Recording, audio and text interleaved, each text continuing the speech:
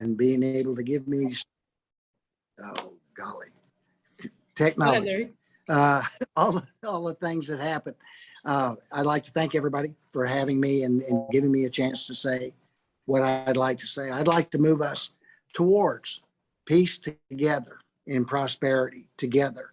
We seem to be a very divided, Norman, right now. And there are very hard feelings on both sides. And I'd like to be able to work through a lot of those so that we can take business and take people and take everybody else and be able to rebuild the fire department, rebuild the police department to strengths that are there for our best interest. I'd like to work together to depolarize people as we go through and try to get conversations going between different groups and be able to move everything towards a peaceful end to something. That's a hard dream, and it's hard to get everybody in, but it'll be something that we try to move towards. We have to do a lot of things with the language that we use. It has to be true. It has to be kind, it has to be necessary, and it has to be something that's clear to everybody when we make statements. I'd like to pursue excellence in what we do. If I look at the University of Oklahoma, I see the football team and the softball team and all those teams. Larry, I'm so sorry to cut you off, but we've reached your 90 seconds. Thank you. Oh boy, okay. We will move on to Dr. Kish.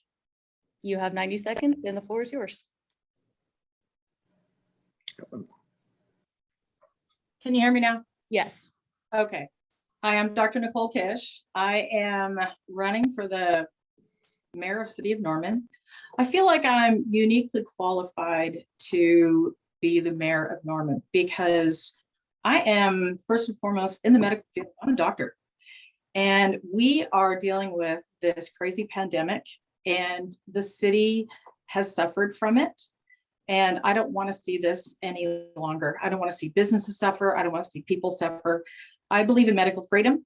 I believe in the Constitution. And this is important to me. And that's why I'm running. It is something that I believe in my heart because I'm a small business owner. I've been through all this and I survived it, but it was very, very difficult. And so it is time for somebody who is a small business owner and is actually a doctor to run for this mayor position because we need help in this city. We need to refund our police department. We need to make Norman less hostile to businesses, and we need to address this homeless problem. This is a big deal, and I feel like I am very qualified to do this at this point. Thank you. Thank you, Dr. Kish. And last but not least, Bob Thompson, we'll go to you. Thank you for the transcript putting this on, and thank you to everyone who's shown up to watch and listen to what we have to say. My name is Bob Thompson, and I've lived in Norman for 40 years. For 36 of those years, I've owned and operated my own business.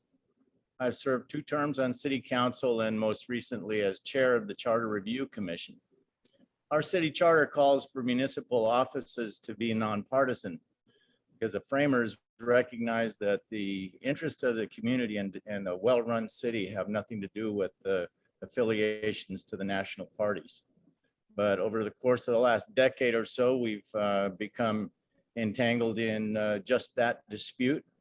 And I think we see a level of division that is certainly new to me in my 40 years here. Rivalry has replaced common sense for some of our most important policy decisions, and local offices have become stepping stones and proving grounds for higher office instead of an opportunity for citizens to serve their fellow citizens. My opponents view this election as a question of which of the major parties is going to dominate Norman's politics for the next couple of years, and I disagree. I think this is Norman's opportunity to return to the intention of the charter and focus on the needs of Norman as central to our local narrative. The challenges we face should be ours alone. All right, thank you, Bob. We will get started with questions now. As a reminder, you have 1 minute to answer each question, and then we'll circle back at the end of each question and give each of you an optional 30-second rebuttal or expansion on your answer or that of other candidates. I'll be posting this in the chat as well so you all can see, but Reese will ask our first question and we'll go to Larry first. Okay, so this first question is for all of y'all, but right now, Larry, you'll be the first to answer. What is your approach to public safety, meaning police, fire, dispatch, whatever else you'd like to touch on in Norman? Larry, you have 1 minute. Larry, you're muted. Thank you. Sorry. No, you're good. My approach to public safety is to bring them up to the level, bring the firefighters and the policemen up to both the pay levels and the manning levels that are recommended by national organizations. One of the things, the pay level is something that's going to have to be local. Our competition for firefighters and for police officers are more other surrounding cities. Compare to them instead of compare to the city's rate. At that, they would be getting raises, they would be becoming more expensive, which is hard on a budget, but those persons would be well compensated and we could recruit for public safety. Public safety should be something that is the basis for all of our business efforts and everything else, because we have to live in a safe city that is providing services for us. I think that's the end of my time. Thank you, Larry. Thank you so much. Next, Dr. Kish.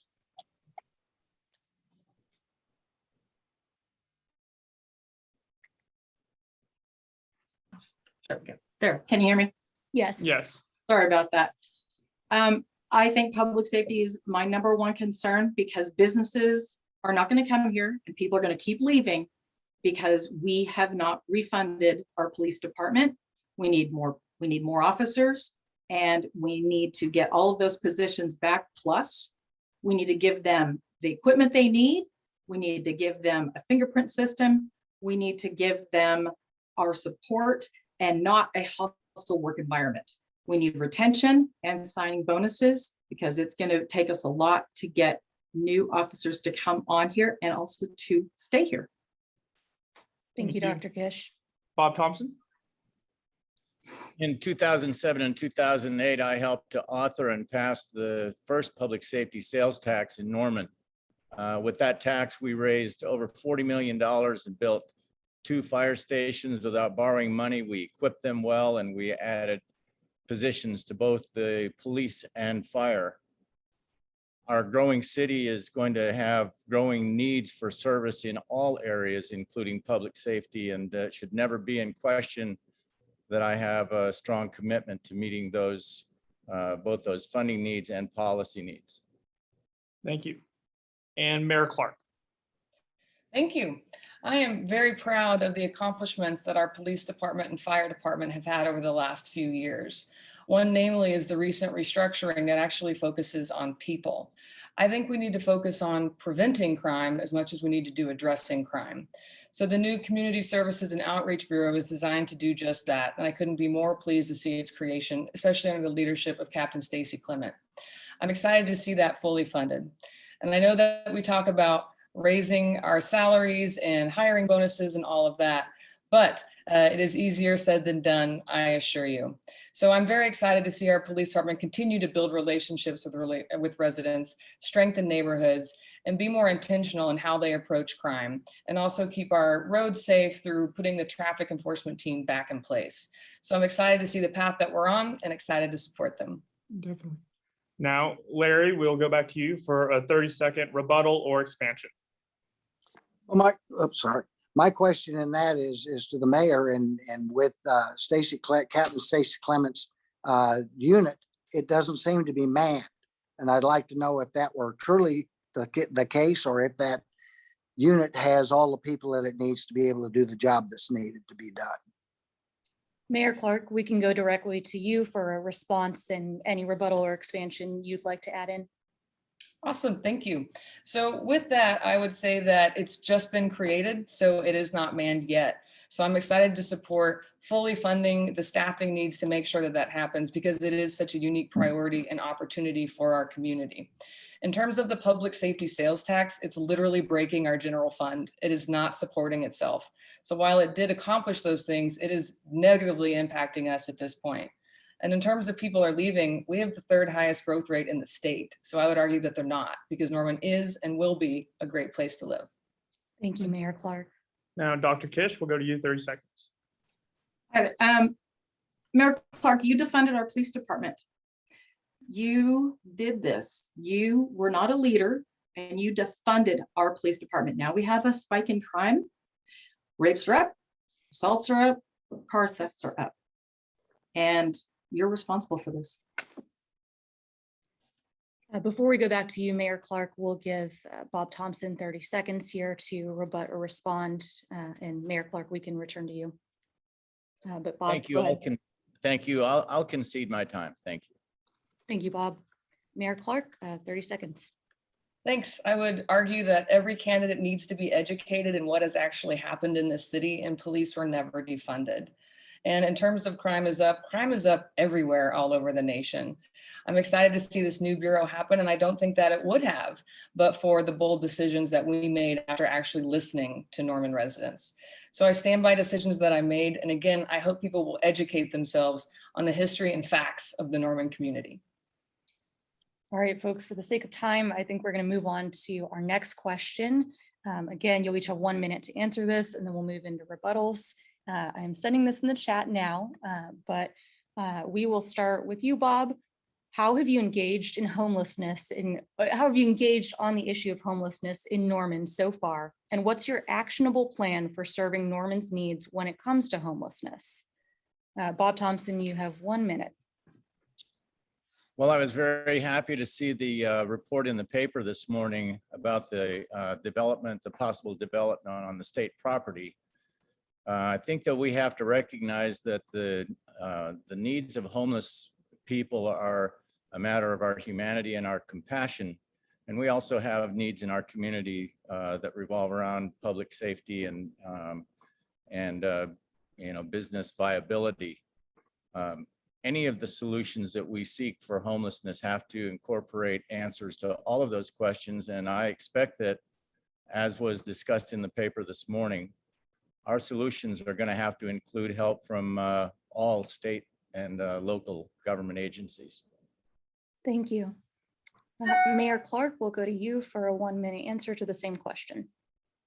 Thank you. So in terms of how we've addressed homelessness in our community, I'm very proud that we pushed through the first community fridge ordinance that we've found in the nation to make sure that we're helping residents wherever they are and treating them with respect. We've also expanded a food and resource center at the food and shelter area where we have tiny houses. And as Mr. Thompson covered, we're also continuing to explore collaborations and partnerships, and we've committed $5 million to address affordable housing in our community. There's also other facilities that we're look at single room occupancy. It's so easy to say we need to do something, but we have an actual track record of taking action and addressing this, utilizing our partnerships and this once in a lifetime federal dollars to make a difference in the lives of Normanites. I've also participated personally in the point in time count and met homelessness where it is. And I encourage everyone to do that because it is very much a human issue.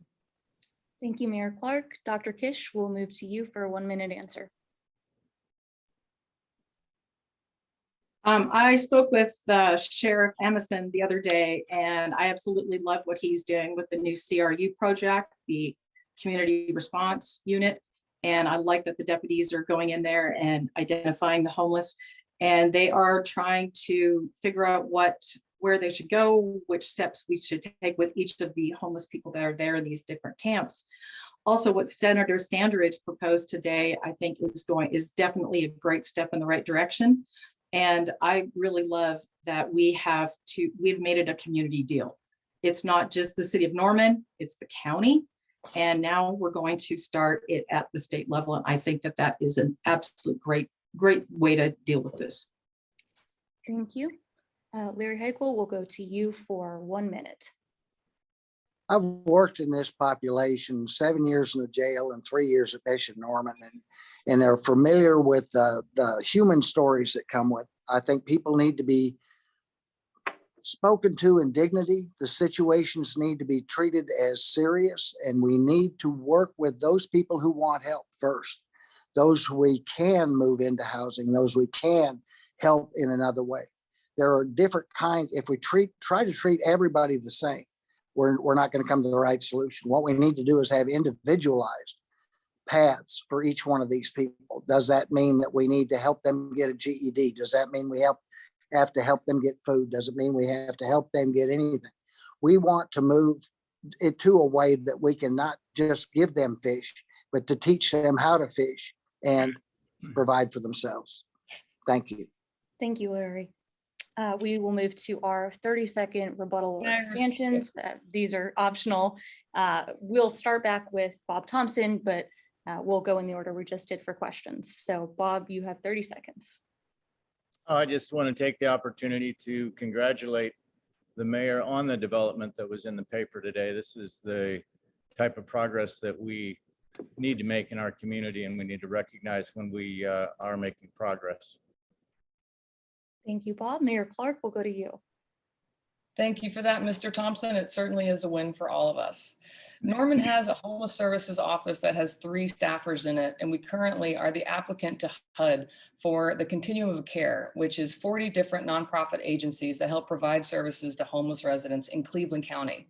It has been a county issue for quite some time. Our motto is housing first, and we work very, very hard on case management. Senator Standard's bill is only going to continue homelessness and in no way address it or help it. So I'm excited to see the steps that we've taken, and I look forward to continuing on that path. Thank you, Mayor Clark. Dr. Kish, we'll go to you for 30 seconds. Oh, there we go. Can you hear me? I'm sorry. Yes. I'm not sure if I hit the right button. Sorry about that. Mayor Clark, I believe that we got the crime numbers from the Norman Transcript, and our crime has increased, and it came from your office. So that was reported already. And as for, I'm also I'm a doctor, and I deal with mental health all the time. And there absolutely is not a one size fits all. But from what Sheriff Amson told me, most of the people don't want help. And so we're going to have to find other options for them, because this is a huge deal. Thank you, Dr. Kish. Larry, we'll move to you for 30 seconds.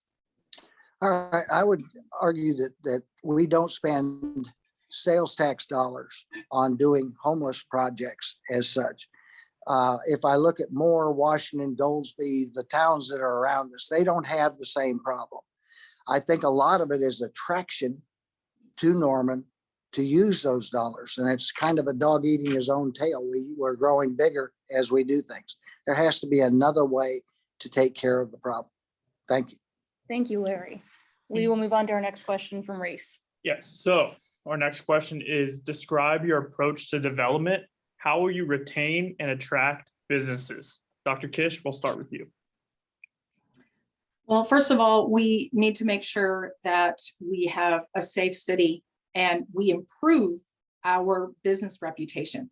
People do not want to come here. People purposefully have told me they will not do business here. They'll not start a business here because our city council and our city government is not friendly to business.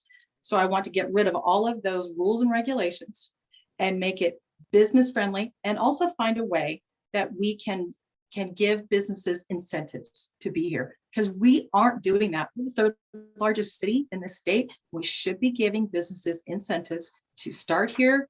And by the way, Governor did endorse me, so he knows I'm a businesswoman, and I am going to work hard with him to get Norman back to where we should be. Thank you, Dr. Kish. Now, Mayor Clark, we'll go to you. So thank you for that. I'm very proud of the efforts that we've made to attract and retain talent. And I'm very proud of the work of the Norman Economic Development Coalition. We've recently announced some new big employers that are bringing quality jobs to our community while investing in small business and entrepreneurship. I do plan to work with council to leverage some of these federal dollars to see how we can not just do short-term support to small business, but long-term investment. I would also argue that our new development center, which is going to be put in the old library, is going to help streamline the permitting process to make it faster and more user-friendly. So I know that we have a reputation that's been long before I think me or Councilmember Thompson's time, and we're working hard to change that. And I think we have an excellent opportunity and we're primed to do so. Thank you, Mayor Clark. Larry, we'll go to you. I applaud any effort to streamline that system. That's exactly what needs to happen. And we have to still keep with safe building codes and with the state building codes and make sure life codes are good. We're looking in a way to become more efficient and achieve excellence in that manner. A lot of things that happen in Norman, I don't believe in business incentives themselves. I believe that we should be removing obstacles to businesses coming into Norman and make it easier for them to do that in their own dollar, in their own initiative, in their own everything, and do what we can to make that better. There are a lot of things that go into that. Part of that is police, part of that is fire, part of that is the streamlining of the process. And I applaud anything that goes in that. Thank you, sir. Thank you, Larry. And Bob? Well, we need a strong local economy in order for us to remain viable and competitive as a city. And in Oklahoma, that typically means that we need to have a strong growth in our sales tax base. But it should also mean that we're focused on quality jobs and not just low-paying service industry jobs, which is quite often the case in a college town. I suggest that we capitalize on the uniqueness of our locally owned community and especially on our arts and music community. I'd like to see us capitalize on arts and music the way cities like Nashville have done to give us our special place here in Oklahoma. Sometimes there are situations where we believe that we should invest public money in private enterprise in order to promote the common good. And when that happens, we have to make sure that we include a commitment in those projects to identifiable and measurable outcomes that we would not otherwise have. Thank you. Sorry, your time was up. And so we started Dr. Kish, and now it's the 30-second rebuttal. Dr. Kish, will start with you on that. I was really disappointed to see how City Council treated our Costco people. I was so disappointed in all of that grilling Richie Split the way that they did. And then the Costco people got turned off to us. So again, Mayor Clark, this is your city council. You're responsible for that. Mayor Clark, 30 seconds. Thank you. We do have a council manager form of government, by the way, and I'm just one vote. So something you might want to clarify, but we never actually did interact with the Costco people. My understanding was another big piece of it was the intersection that on the land they were looking at wasn't quite ready and wasn't gonna be ready for quite some time. So part of attracting businesses is also making sure we have the correct infrastructure in place. And in terms of supporting our arts community, I was happy to use federal dollars to make sure the Norman Arts Council was fully supported. Thank you, Ms. Larry, we'll go to you, 30 seconds. I also chime in on the Norman Arts Council and those things that go. That's what part of what makes Norman a wonderful place. There's art that goes on. There are things that are there for people to do. There are wonderful venues to have fun with and raise children to enjoy some of the finer things in life other than just reading, writing, and arithmetic. There are fun things to do too. It's a way of being able to teach the world how wonderful we are. Sorry. Thank you, sir. Bob, 30 seconds. Well, I'm glad that my opponents see the value of the arts community and the music community. I just want to interject that quite often these people are working for very low return, and I'd like to see the city commit some of those public dollars to growing this into a city in which artists and musicians can actually expect to be paid very good wages for the contributions they make. Thank you, Bob. And now we'll go to Emma for our next question. So our next question focuses on Norman Forward. Multiple Norman Forward projects have gone forward, although some have been stalled and struggled over the last few years. As mayor, how would you handle promised Norman Forward projects if the public continued to vote down issues as they did with the GO bonds in 2020. Larry, we will start with you on this one. You have 1 minute. I like the ideas that were proposed by Norman Forward. The reason I like them is because they were making us into a destination city. And I think that is a wonderful idea for Norman. You talk about economic development. A lot of these things have gone. What happened with the process kind of amazes me, though, because it seems like things came out of order. Things that were like libraries, et cetera, were moved forward. Things that were stadiums, those kinds of ideas, swimming pools, all kinds of other things didn't work out well. The swimming pool in itself ended up being a 50-meter pool instead of a 100-meter pool.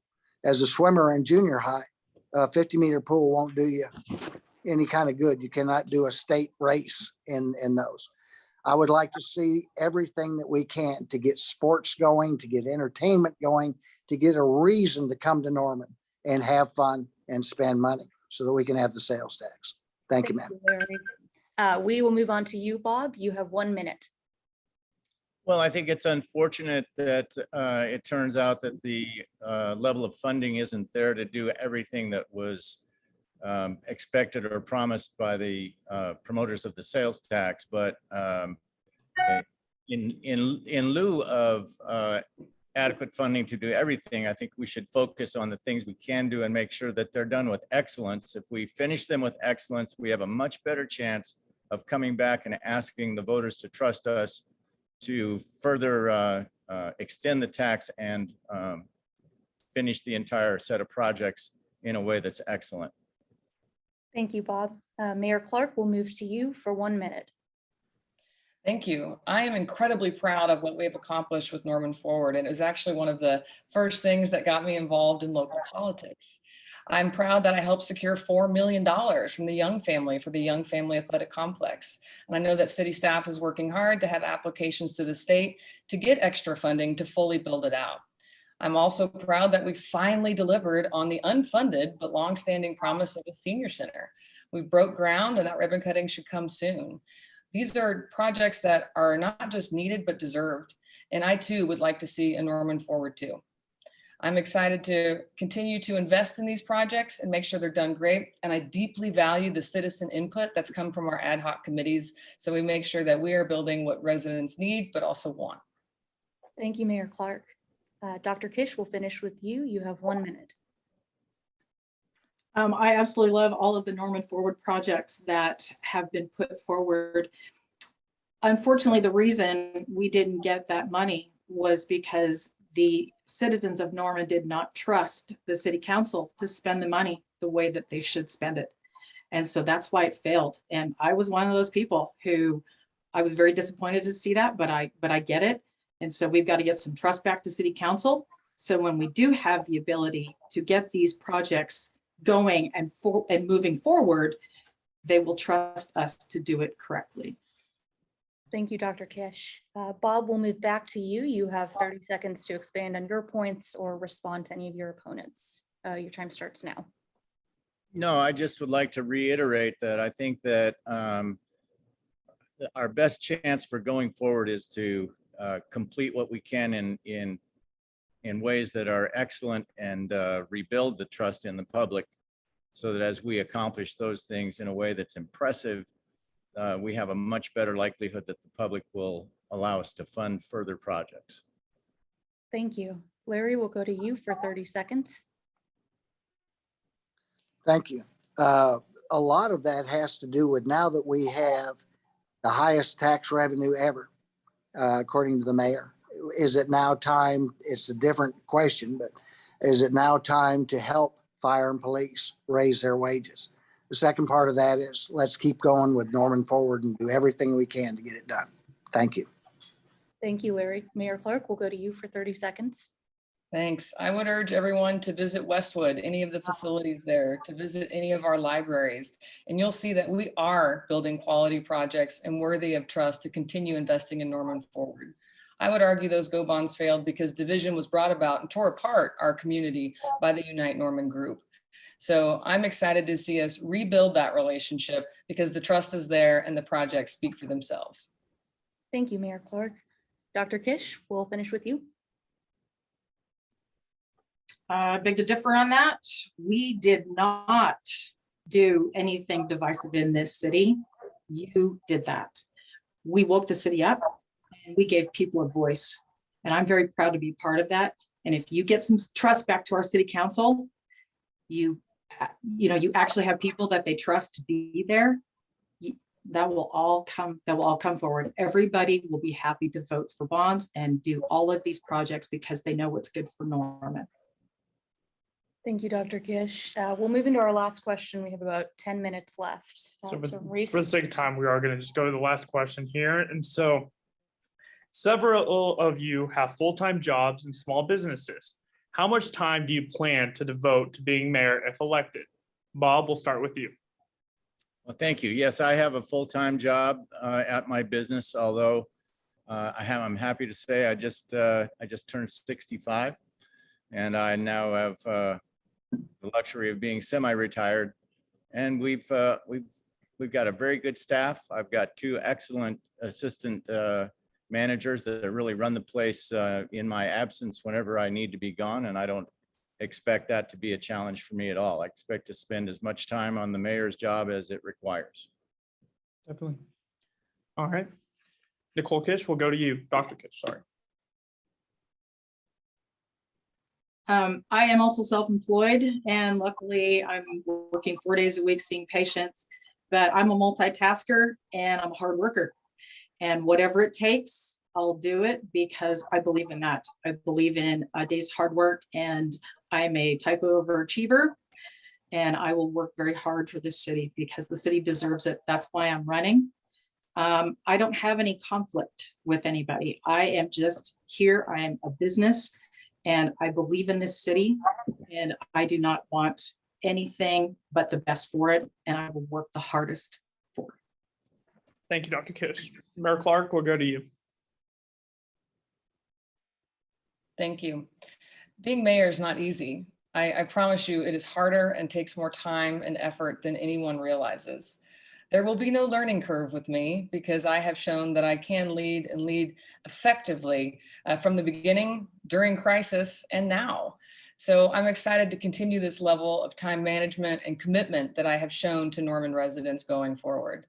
I figure if I can survive 2020, I can survive anything. So again, no learning curve, and excited to continue the progress that we've already seen and that I look forward to continuing in our community. Thank you, Mayor. Larry, we'll go to you. Well, I've got the easiest answer on that. I've been retired for 4 years and I have all day to be able to devote to problems, devote to conversation, devote to research, to do anything. I don't have any other reason that I'd want this job. I'm not going to a state job. I'm not going to some other job. If I have time to meet with both sides all the time, I've got it. If I need to be reading, I can do it. And I'm just thrilled to be able to get it done. And I can tell you, to refer to Bob, you're going to love retirement when you choose it. Thank you, sir. Thank you. All right, and so 30 seconds, Bob, we'll start with you. I don't need rebuttal, thank you. All right, Dr. Kish. I really am a political outsider completely. I have nothing to do with politics, and I think that's a good thing. I think this city needs a new set of eyeballs in the government, and all of you are political insiders, part of the establishment. And I think everybody's tired of it and they want something different, and they want somebody who actually is a leader. And I lead all day. I make decisions all day and I'm good at it. And vote for me. Thank you, Dr. Kish. Mayor. Being mayor is not about doing it all yourself. It's also important to lean on city staff, which we have the hardest working staff, the most experienced staff that's been around longer than any council member, and they're amazing. We also have a wonderful council. I'm excited to have Councilmember Holman step up when I can't attend ACOG, or Councilmember Hall get involved with the Oakland Municipal League. We are a team. It's not just an individual effort when you're mayor. So being able to collaborate and delegate are very, very important. And we also have amazing citizens serving on ad hoc committees and boards and commissions. All right, and Larry, 30 seconds to you. Thank you. What I bring is experience and understanding how the city works from the inside. I agree that everything takes delegation. There is absolutely no way, and it takes collaboration with staff, and it takes collaboration with other cities to be able to do things. I just purpose to do all that in the city's favor as best I can. Thank you. Thank you. And so now we will go to our closing statements. Everybody will have 1 minute for a closing statement. And yeah, so we will start in the order that we started in last time, in alphabetical order. So Mayor Clark, your closing statement. Thank you. And I'm very impressed that you totally stuck to our 45 minutes. I didn't think it was possible. I have been honored to serve as your mayor for the last 3 years, and some will say I'm polarizing. And I would respond that I appear polarizing because the issues I've had to deal with are polarizing.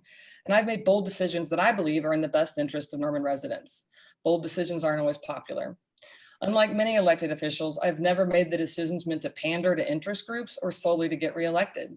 I make the decisions for what's best for Norman. I'm ready to continue working to ensure we remain the most inclusive community and the most sustainable community in the state. We must continue to improve our infrastructure, particularly our roads and bridges, protect our water by finally passing a stormwater utility, and fully leverage these federal dollars and our partnerships to create more affordable housing and tackle homelessness, food insecurity, and poverty head on. To do all of this, Norman needs experienced leadership, not only to continue the unprecedented success and progress that we've seen in the past 3 years, but to do it in a way focused on inclusivity, equity, and sustainability. Thank you. Your minute's up. Larry, we will go to you next. Thank you very much. In all of the things that we do, is I can see the most important thing that we try to accomplish is to resolve the homeless and the living situation as best we can. I know we all disagree on how that works, but what it's doing is eating up downtown Norman. And we're looking at that and how it hurts business and how it does things. I want to do that with a definite emphasis on individual dignity for those persons, the best solutions we can find for those persons, and a way to be able to let business thrive again in Norman. A lot of that has to do with Captain Clements's group that she's starting up, her new agency, and to try to support whatever happens in that so that she can do her job. Thank you. Thank you, Larry. Dr. Kish, we'll go to you. I am so excited to lead this city as mayor. I am just absolutely excited because the city needs new leadership. We need somebody who understands the medical fields, this virus issue, runs a small business, multitasks, and I have lots of people I collaborate with because I would not be successful unless I had people I depended on, people who knew what they were doing. And I believe in that. If you don't have good people that you depend on to help you in your business, you will not be successful. Absolutely not. I want the police department to get back to normal. I want our public safety to get improved. We need to get businesses here. And now that Governor Stitt has endorsed me, I've got somebody at the state level who is more than willing to put Norman back on track. Thank you, Dr. Kish. And Bob Thompson for our final closing statement. For nearly 15 years, Norman has elected mayors who have seen themselves as elevated above the rest of the city council. They've seen the office as their platform for their personal political agendas. And I think you see this in the remarks that my opponents have made this evening. Norman is not an ideological battleground. It's our community where we live, work, play, and worship. We don't elect a mayor to turn the town red or blue. I encourage you to vote for me on February 8th, midway Bob Thompson, and we'll return our focus to its proper focus, the future and needs of Norman. Thank you. Thank all of y'all so much. We really appreciate your time tonight. Thank you for joining us and for letting viewers hear what you guys have to say.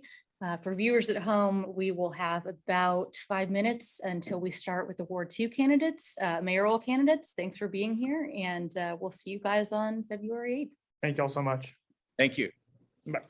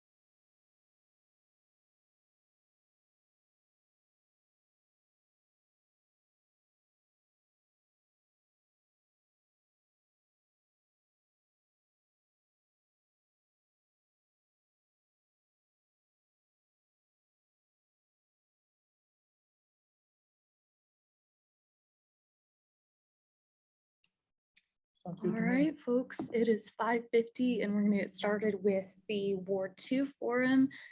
Thank you, Counselor Schuler and John Argo for joining us tonight. We really appreciate you guys and your time. We will first hear about some rules from Reese Gorman. He'll talk about timing tonight and the space that you guys have to answer some questions. So Reese, you want to tell us about that? Yes, so each candidate will get a 2-minute opening statement. Following that, each candidate will then get 90 seconds to answer each question. Once each candidate has answered the question, everyone will be allowed an optional 30-second rebuttal or expansion. And then at the very end, each candidate will be allowed to make a 90-second closing statement. I don't think John's in here. So it looks like John has dropped out. Counselor Schuler, we'll start with you. You have a 2-minute opening statement, so you can go ahead with that now. Thank you. Good evening. First, I want to say thank you to the Norman Transcript for hosting this debate and also for moving it to a virtual space to allow all candidates the opportunity to participate and to keep our community safe as COVID-19 continues to surge in Oklahoma. Second, I wanted to share a little bit about me. I moved to Norman over a decade ago to attend OU for graduate school and have stayed to continue working at OU and build roots in this wonderful community that I have spent my entire adult life.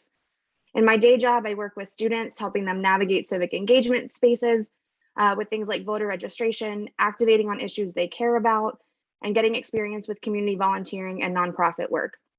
I'm extremely passionate about local government and the access citizens have to make a difference. I am proud to have been appointed to serve as the council member for Ward 2 for the past 8 months. In that time, I've been an advocate for affordable housing, infrastructure improvements to stormwater and bridge repair, and worked with city staff on the continued improvements for our tree ordinance. I've also lended my support as the city makes a concerted effort to address mental and behavioral health and homelessness in our community through the implementation of a mobile crisis response team, updates to our transit system, and access to wraparound services through our continuum of care. In addition to these issues, I have worked directly with residents across Norman on the issues specifically related to land use and zoning. In each of these matters, I have made sure to meet with all constituencies, dug into the details of each project, and voted based on the totality of the evidence provided to me. It has become clear that there are several items that need to be addressed for all parties involved. I will push for work to restart on our new land use plan, more information for City Council regarding information in our packet agendas, but most importantly, rethinking some of our policies and procedures when it comes to how residents access the city for comments and concerns. Advocating for access for our residents and a clear, consistent process is a huge priority for me. My campaign is centered on stability, integrity, and transparency, and that is what I will ensure to the residents of Ward 2 if I am elected to continue to serve as your council member. Thank you. Thank you, Lauren. And John is currently joining right now. So we will give him, it's loading up in, I think here he is. John, is that you?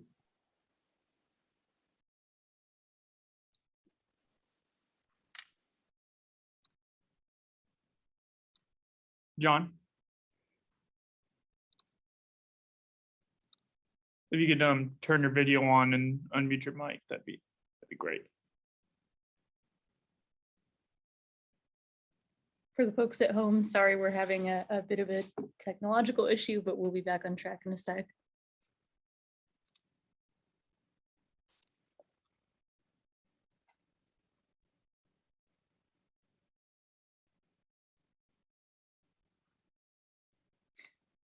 Okay, to move things along, I think that we will start with our first question here.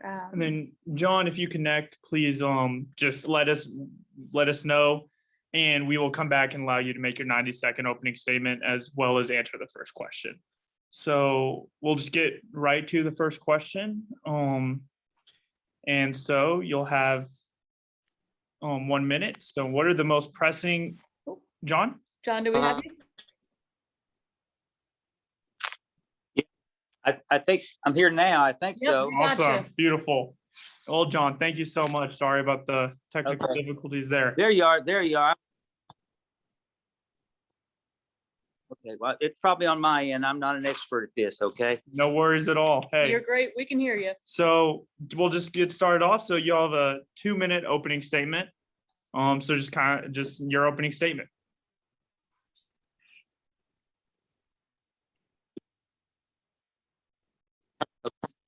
Okay, for me?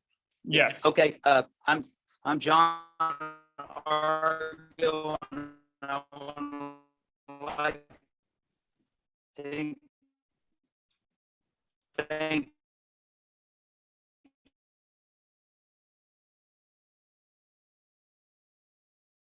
the Transcript.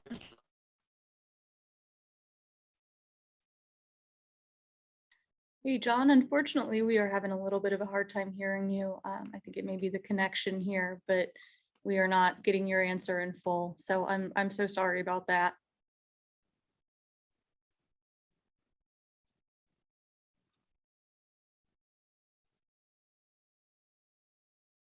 You just leave. Okay, Lauren, we will go back to you. Hopefully John can rejoin us, but you will have 90 seconds to address our first question of the night, which will be, what are the 3 most pressing issues you believe are currently facing your ward? You have 90 seconds. Great.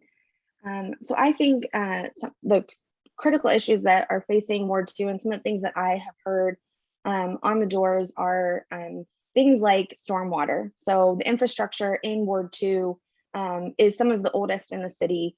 And that's one of the things that I think really faces us is updating and maintaining our stormwater infrastructure. We have not been able to find sustainable solutions to address our infrastructure, and we need to pass some kind of stormwater utility. And I think that what that looks like is potentially, getting something like a bond program, like for transportation, what we're thinking about bridges. I think also supporting local businesses like the redevelopment of Lindsay Street and really helping our businesses that have been through the pandemic and supporting and helping them through this transition from potentially like what retail looks like in the coming years post-pandemic. And then another kind of infrastructure issue is our tree, coupled with our tree canopy and our overhead power lines, and kind of the issue of our power companies, tree canopy protecting the trees that we have in this part of town, but also making sure that we're putting some pressure on our power companies to make sure that they're being thoughtful about how they're trimming back trees, and then also how we're thinking about maintaining and sustaining the growth. Thank you so much, Lauren. John, let's try this again. So we'll give you your 2-minute opening statement and then your chance to answer the first question. So just your 2-minute opening statement, just go right ahead.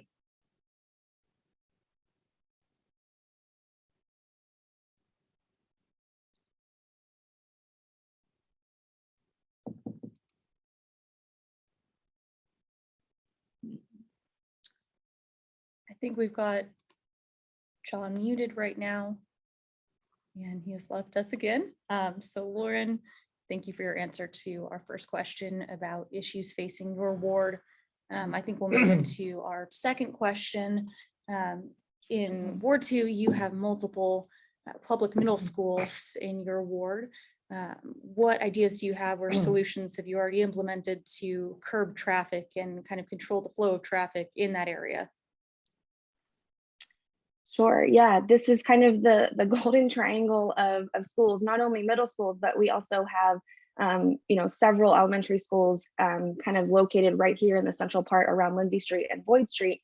And I think one of the things that we really need to have a concerted effort is with speeding. And one of the things that I did get to work on with a resident that lives across from Whittier is getting some speed signals implemented that give the flashing warning of what your speed limit actually is. So those are permanent speed limits that are right on West Brooks in front of Whittier Street. So I think that as one implementation of helping the public be aware that this is a school zone while they do have the flashing, lights and things like that. But then, also some more signage and directional traffic and understanding maybe having some waypoints, and so that the public understands what time school zones are, what times are for the middle schools and the elementary schools that are different, and kind of having a map out of what some alternate routes would be for traffic during those specific times, so that just our parents and our students can kind of remain safe during the load up and pick up and drop off time periods. Thank you, Lauren. John, we'll give this one more go. Are you able to hear us or talk with us? Okay. Unfortunately, then I think we will continue moving on. Lauren, sorry for the less than ideal technological circumstances, but thanks for answering our questions. Reese, you want to? Yes, definitely. Do you have any plans for development around Highway 9 in your ward? I personally don't have any plans for this, but I have seen some different plans kind of starting to percolate around the Highway 9 and 24th intersection, where kind of our office park is on the south side. And there was a pre-development meeting where there was a developer that was looking to put maybe some commercial or like a gas station or something on that corner. And there was a bunch of residential pushback for that type of development in that location, specifically because of what was planned and promised for that area was more of a residential office park type setting with doctors' offices and attorneys' offices and things like that. And so I think that commitment should remain in place, and that we should try to maintain that look and feel that we had promised to our residents, especially with the traffic and the speeding that is such an issue on Highway 9. I think that it's really important to kind of maintain that as a thoroughfare and not necessarily as residential and kind of office kind of park. And I think that's the way that I would prefer it to remain. We will move on to the next question. Thank you, Lauren. So you mentioned obviously the tree canopies in your ward. In light of those canopies, what is your perspective on the tree and canopy ordinance? What's your approach to dealing with that pretty unique issue? Yeah, we're actually just getting ready to start. We had this on oversight this month, talking about bringing this up and bringing this forward to kind of rethink what our tree ordinance as a comprehensive plan looks like, where it's working, where it isn't working, how are we protecting not only in Ward 2, but the trees in the rest of the city. And I think about moving forward with kind of a comprehensive overview and strategic plan for our tree canopy, which is complementary to our tree ordinance, but also trying to work with the power companies to bury our power lines in this area, I think is really critical. I know that is an uphill battle, and that is not something that's going to be easy. But I think that we need to start having that conversation. All new development is buried. And since we're in the older part of the city, we really need to think about making sure that we're maintaining this life saving and this life sustaining thing, which is electricity, especially during the pandemic with potential broadband and electrical grid access and the essential service that provides. Our next question was going to be about possibly burying lines. Can you expand, if you were elected to this position, on how you would actually go about helping make that a reality? Yeah, so I think what we saw with our Lindsay Street project, West Lindsay Street project, is that our lines did get buried in conjunction with that street kind of work. And I think that it's really important to couple any of the conversations that we're having about infrastructure maintenance and upgrade, like our streets program. If we're doing any work, with stormwater or with wastewater or with, water, that we're digging up any kind of roadways or anything like that, those are the perfect times to think about upgrading. Yes, I understand that it will increase cost to those projects, but we need to think about coupling those and doing those in conjunction so that we're saving money down the road and we're not redigging up, roads that we just laid as money comes in. But I think it's also really important to start looking at this infrastructure money that is going to be coming from the federal government and how we gain access to that bid process and having kind of shovel ready projects to be able to bid with other cities for those essential dollars to bring back to Norman. Speaking on the infrastructure bill, are there any other projects within your ward that you would want to focus on with that money? Yes, I think stormwater is another one. I touched on that earlier. I think that there's going to be a lot of money for upgrades to water, stormwater, things like that. We've got Merkle Creek and Bishop Creek running through our ward, and those are really integral pieces of our watershed, and places where we're losing, banks are falling in. We're losing critical pieces of that infrastructure, frankly, because it has not been maintained. So those are areas where I think that, and then I also think this is kind of citywide, but I think broadband, that there's going to be a massive plug into for the country in broadband money and bringing up our broadband speeds. And I think that is somewhere we definitely need to plug into as a city, not only for Core Norman, but also for our rural residents as well. Definitely. Thank you. So next question, what is your approach to public safety, meaning police, fire, dispatch within Norman?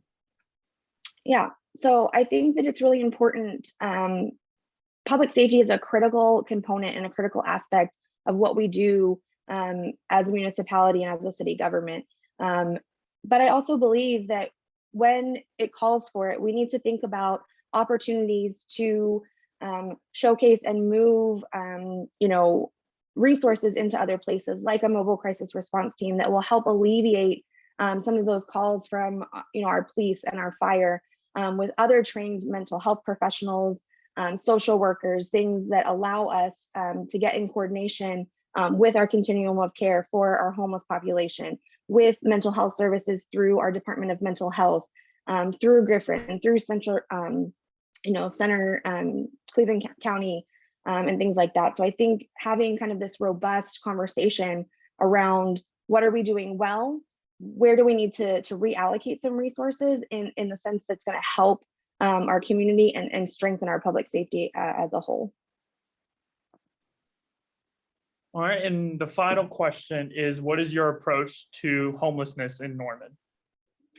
So I touched a little bit on the mobile crisis response. I think that's a piece of it. I think there are so many components, and I don't know that I can really talk about it in 90 seconds, but with our gaps in service that we have gotten from our home-based study, I think we're well on our way to really rethinking what we need to do in Norman. And those are so many comprehensive things around access to affordable housing, getting more Section 8 housing available, people that are accepting those vouchers in Norman, getting a low barrier shelter that is 24 hours that people have access to. Transportation, I think, is another key aspect, allowing people to move around the city and get the services that they need. This is really a comprehensive vision that I think the city is really trying to put forward. And I understand that this is a critical issue that is facing Ward 2, but Ward 4 and other parts of Norman. But the city is really trying to take strides to address kind of all of the components for homelessness. Thank you, Lauren. We will have 1 minute and 30 seconds for your closing statement. Again, thank you so much for rolling with the punches tonight and answering our questions. We appreciate it, and we know voters do too. For those watching at home, of course, there are two candidates in this race, Lauren Schuler and John Argo. Unfortunately, we've been kind of touch and go with John tonight, so we didn't get to hear his answers. But again, Lauren, thank you so much for your time and for all your answers to all of our questions. So we'll give you 90 seconds here to kind of wrap up and make a closing statement. Okay. In closing, I want to thank the Norman Transcript for hosting this forum and for helping to keep the residents of Norman informed about their local municipal elections. I think it's really unfortunate that Mr. Argo was having some technical difficulties. I was really looking forward to hearing how he was going to address your questions as well, and to think about how we might coordinate with some of those things. But moving forward, I hope your key takeaways for me are that I am and will continue to put in the work to learn about the issues that face Ward 2 and Norman. I will continue to champion issues like affordable housing, solutions to stormwater and other infrastructure needs, protect our watershed, and uphold our zoning and land use documents for the sustainable, thoughtful growth of our community. Above all, I will continue to push for accessibility and consistency so Norman residents feel like they are included in the process and their voices are being heard. You can find more about my campaign on my website at laurenforward2.com or on my council member page on Facebook. I look forward to continuing to serve as your council member, and I humbly ask for your vote on February 8th. Thank you. Thank all of y'all so much. We really appreciate it. Thank you, Lauren. And for everyone watching at home, there will be approximately 20-minute break in between us now in Ward 4. We should get started around 6:30. We thank all of y'all for tuning in, and again, apologize for the technical difficulties. Yeah, we hope to have you stick around at home, and we'll see you at 6:30 to hear from our 4 Ward 4 candidates. Thank you so much. Thank you. Thank you.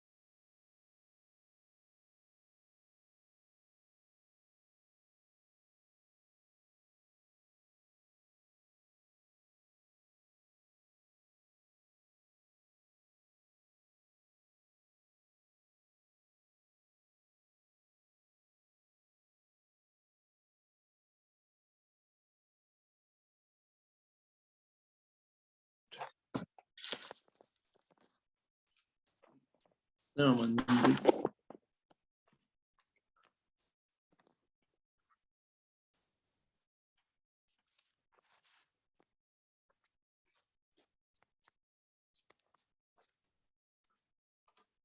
Hello?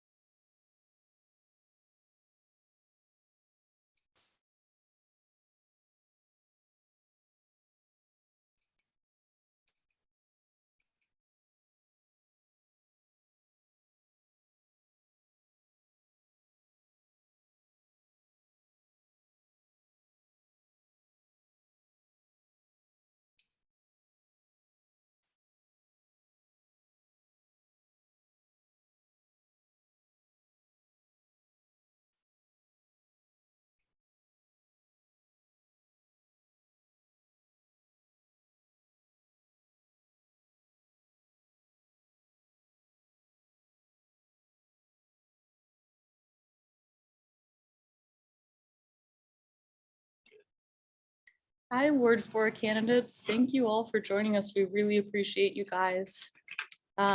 We will get started here. Reese. Hi, Ward 4 candidates. Thank you all for joining us. We really appreciate Reese is going to lead us some of the instructions for tonight and how long you guys will have for each portion of our debate. And then I'm we'll not get hearing started you. with your opening statements. Can everyone else hear us?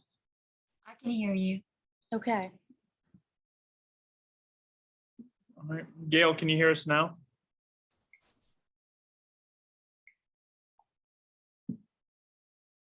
Okay. Well, I'm going to I'm read. not able to hear you.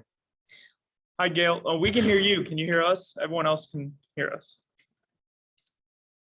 We will be sending questions in the chat so that even if we cut out or you can't hear us momentarily, you'll be able to respond to questions, hopefully. Okay. All right. Okay. So to begin, let me read the rules of the forum here. Each candidate will get a 90-second opening statement. That will be followed by each candidate will then get 1 minute to answer each question that we have. And once a candidate has answered the question, everyone will be allowed an optional 30-second rebuttal or expansion on that question. Now, if your name is mentioned in a rebuttal, in someone else's rebuttal or expansion, you will get 30 additional seconds if someone's name is personally mentioned. Each candidate will then at the very end have the opportunity to make a 1 minute closing statement, and that will end the forum. So for this, we'll get started by having you each give us a 90-second opening statement. So let's get started with Teresa. Teresa, you have 90 seconds to introduce yourself and give that opening statement, and your time starts now. Okay, well, I am just driven to run for this office because I want to see that we come back together as a community. I think that too many times that people go into office and they're only wanting to service and help a select groups of people or they have their own personal agenda, and that's not what you go into office for. You're supposed to take into account everybody within your ward. Everybody's needs are just as important as the things that you think are important. You have to find compromises that fit all of them together and somehow manage to meet everybody's needs.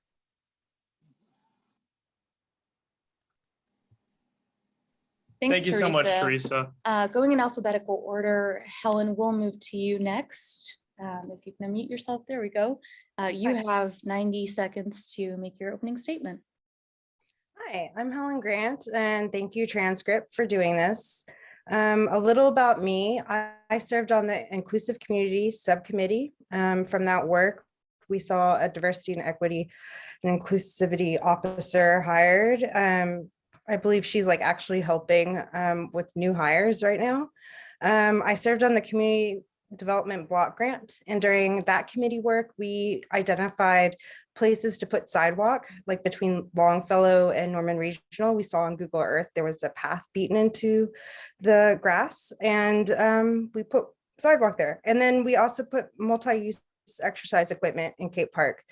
And then through my work as a Resonator board member, we teamed up with Uprooted and Rising Indian Territory to create a 24/7 low barrier community fridge. And while it was a rocky start, we did get a fridge ordinance passed last year to allow others in the community with the resources to also operate a community fridge. I've also worked on the Norman Crew proposal, and that's actually evolved into Norman Caravans, and I can talk about that later. I'm just happy to answer questions tonight, and that's all I need.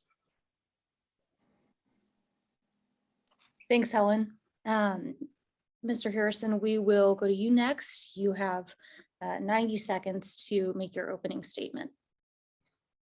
Good evening, everyone. Thank you for hosting, and thanks everyone for tuning in. My name is Don Harrison. I'm a CP certified public accountant here in Norman. I've lived in Norman and Ward 4 for over 40 years. My 4 kids have all gone to school in Norman. I graduated OU with a BBA in accounting and then an MBA at the University of Texas. And I'm a Army veteran and worked as a Army finance officer, finance and budget officer. Then I returned to Norman to open a CPA practice, and I've been here downtown Norman ever since. So my financial background and concerns about financing and handling funds in Norman is what mainly has led me to run for this office.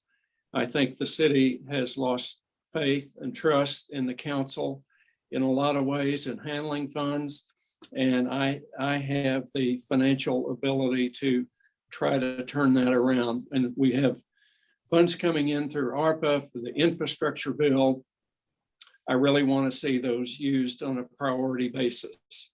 I've been involved in the community for years, helping raise funds for major projects like the Virtue Center, like the bridges, food and shelter, and I'll continue to be involved in the community. So that's what I want to try to accomplish, is to bring some financial transparency and responsibility to the council. Thank you, Joe. Gail, we'll go to you for the final opening statement. You have 90 seconds.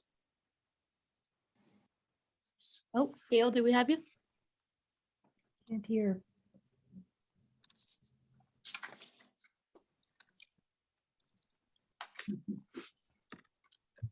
What should I type it in here for?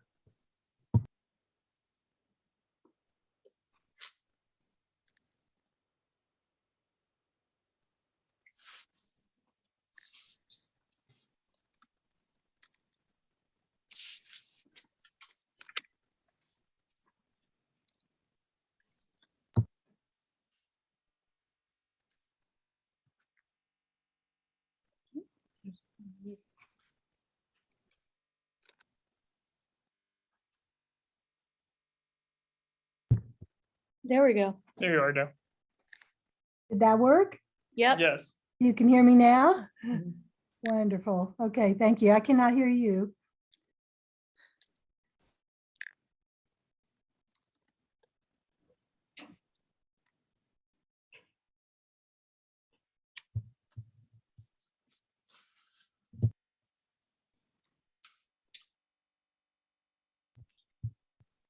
I am unmuted. Okay, I'll go ahead, even though I can't hear you. I'm hoping you're hearing me. Yeah. Thank you. And I just want to say, first of all, thank you to the Norman Transcript for hosting us tonight, and to you, Emma, and just for making this important race a part of our community's spirit and the ability for people to hear and get to know each of us in this way. So thank you. And I would just like to say I'm a member of a 5-generational family here in Oklahoma. Been here a long time, been at the university for a long time in terms of getting degrees there. And I think that's very important because it's important to have the history of our community behind you when you take on this important job of city council, which makes important decisions. I'm a 40-year business owner. I've been in private practice as a psychologist for 40 years. I know how to make a budget work and how to work through what the problems are when you run a business. And I'm most important of all, I'm a mother and a grandmother of children here in Norman. I want to see our schools do well. I want to see our community and city do well. And I was medical director for behavioral health at Mercy for a number of years, as well as in private practice. And in that role, it was unique in terms of helping Norman set up a continuum of care and helping with the homeless issue that we have here on the streets. I met with Chief Foster today about that, and I think that we can certainly take care of 30 to 35% of the folks that need help on the streets. And so I would ask you to support me, and I appreciate your time. Thank you. Thank you, Gail. We will move on to our first question. We'll go first to Helen. In 1 minute, can you talk briefly about what you believe to be the 3 most pressing issues facing your ward? Your time starts now. Okay. I would say the 3 most pressing issues are going to be affordable housing, homelessness and mental health crisis response, and then stormwater and development. And I see those actually as interlinked. And I can point to some examples where somebody was working on Main Street in 2020, their business that they worked at closed, and they lived homeless for a minute, and then they had to go back home to another town. And then when a similar business that could hire them back took over the spot, that new business is also struggling. And so they can't pay this person a living wage full time. And so that person can't move back to Norman. And so that's like a COVID issue, but also, affordable housing too. And then that person was also home. Thank you. Teresa, we'll move on to you for a 1 minute answer to the same question. All right. I believe that fiscal responsibility should be like number 1, mainly because once you get the financing under control, then you start taking care of all the other problems. I think we need to properly fund our police and our fire departments. We need public safety would be the second one. And the third is the homelessness issue. When it comes to the properly funding things and fiscal responsibility, I think it's extremely important that we put a moratorium on any new projects, any new spending, so that we can get all the things that have been promised to our citizens done first, and then start putting things towards the most important things like stormwater, making sure that our police and our fire department are properly funded so that we keep our citizens safe. And it also has to do with, what funds we have to help with other projects like homelessness. Thank you, Teresa. Don, we'll go to you for 1 minute. Okay. I think the number 1 problem and issue I'd like to see worked on is economic growth, not just for Ward 4 in particular, which includes downtown and Campus Corner, but also the entire city, Lindsay Street redevelopment, other things like that. I've had clients tell me here recently that they would love to move their business to Norman and build buildings in Norman, but they won't come because it's perceived to be anti-growth. And without growth in revenue, we can't do all these other things. The second issue I'm concerned about is public safety. And I think both the Norman Police and Norman Fire are understaffed and underfunded. And that affects not only Ward 4, but the whole city as well.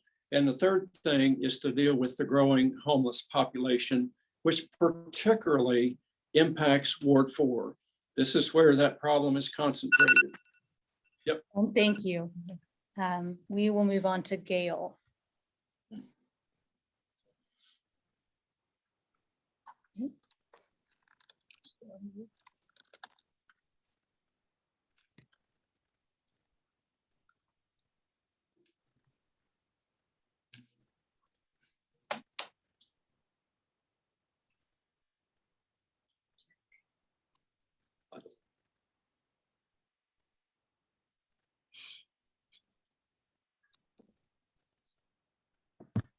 There we go.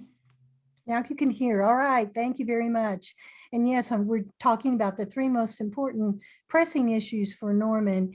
And yes, I would put at the top the homeless issue that as I've walked to the Ward 4, and I've almost walked all of Ward 4 now, I've gone to hundreds of doors and listened to the people here. And their concerns are they want fair treatment of the homeless, but they also want their streets to be taken care of and their homes cared for. And I'm in a unique position to do that with my background in behavioral health of 40 years and setting up a continuum of care program. So I'm working with Jean McCowan and April Heipel and others to make sure that gets done in a reasonable way that's caring and moves us forward as a community and a beautiful city. Secondly, I think that we do need to balance police care. I met with Chief Foster today. We need to balance police care with helping them with those behavioral health issues. The third one would be infrastructure. I live on flood and I'm concerned about the water issues here. And I want to help with that issue as well. And I'll research and learn more about that. Thank you very much. Thank you. All right, we have 30 seconds for each of you to either expand on your own points or kind of respond to what your opponents have said. Let's see, we will go back to you, Helen, for 30 seconds. All right. To address something around public safety, there is the public safety sales tax, which has to go towards paying for public safety only. So there's funding there.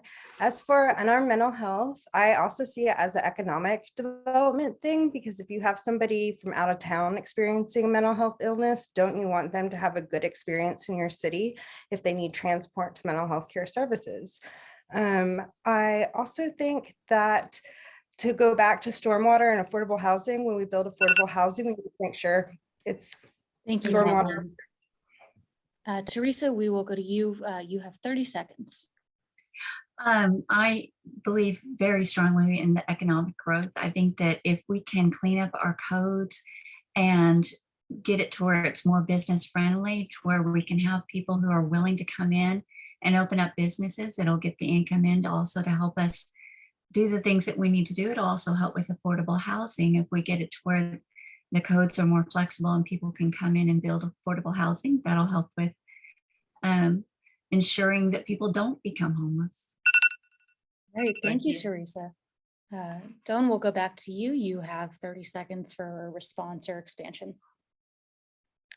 Well, we've had a real problem in the city getting a big infrastructure bill passed because, again, I think the city doesn't trust the council to spend the money wisely. We've got real pressing issues with bridges that buses can't drive over. We've got a bridge out on Imhoff that's creating a lot of detours for people. We've got street lights out. I mean, this is just basic stuff. And if you can't pass a big bill and it's related to public safety, then find the priority things, even if they're smaller things, and get those done every year. Thank you. All right, we'll go to Gail.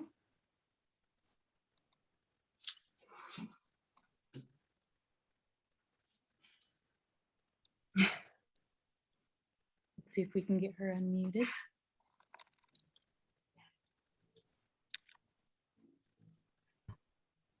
All right, So I Gail, did you have not, 30 seconds. I could not hear Mr. Doan. Hopefully you're hearing me. Good. And so I will just respond with talking about what I think I can offer. And that is a long experience of not only running a business, but also being able to deal with mental health issues of those that are on the street out here that need help, as well as need to be managed, but also with the police help, we can set up a continuum of care program and get those folks at least 30 to 40% in a place that they get help as well as they get, they're not a danger to the community. All right, thank you, Gail. We will move on to the next question. Reese. Yes. So for our next question, it is, do you have any plan to address relationships between homeless services in your ward and neighborhoods and businesses? We are going to start with Gail. All right, I think I'm going first. Yes, okay, thank you. And yes, I do have a plan. I have a very specific plan to deal with the homeless issues in our ward because of having run that program at Mercy. And it's called a continuum of care program.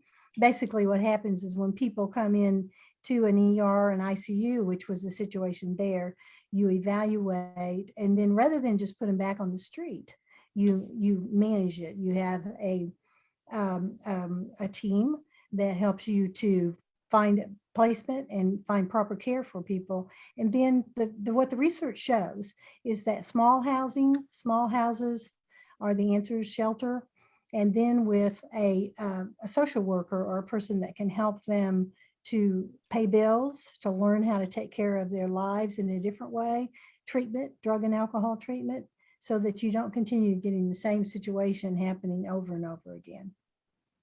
Thank you so much, Gail. Dawn, we'll go to you. You have 1 minute. Yeah, I want to address this problem from a little different standpoint. Obviously, we have a problem. I've read the home base report. I see the homeless on the streets. I read the article in the Transcript this morning about the proposal that seems to be gaining momentum of building a facility here just at the end of Main Street. And I would like to ask that why does Ward 4 need to bear the entire burden of dealing with this problem? It seems to me that the city needs to share the responsibility for dealing with this population. I mean, with compassionate care, people obviously need help, but the citizens of Ward 4 have seen their property values go down. They've seen their homes and garages and sheds broken into. Businesses are complaining that there are too many homeless people sleeping in doorways. And so we need to figure out a way, not just to perpetuate the problem, but homelessness. Yeah. Thank you so much. Helen, we'll go to you. This is a good question because I actually work, live, and play in the area, and I've had many encounters, both positive and negative.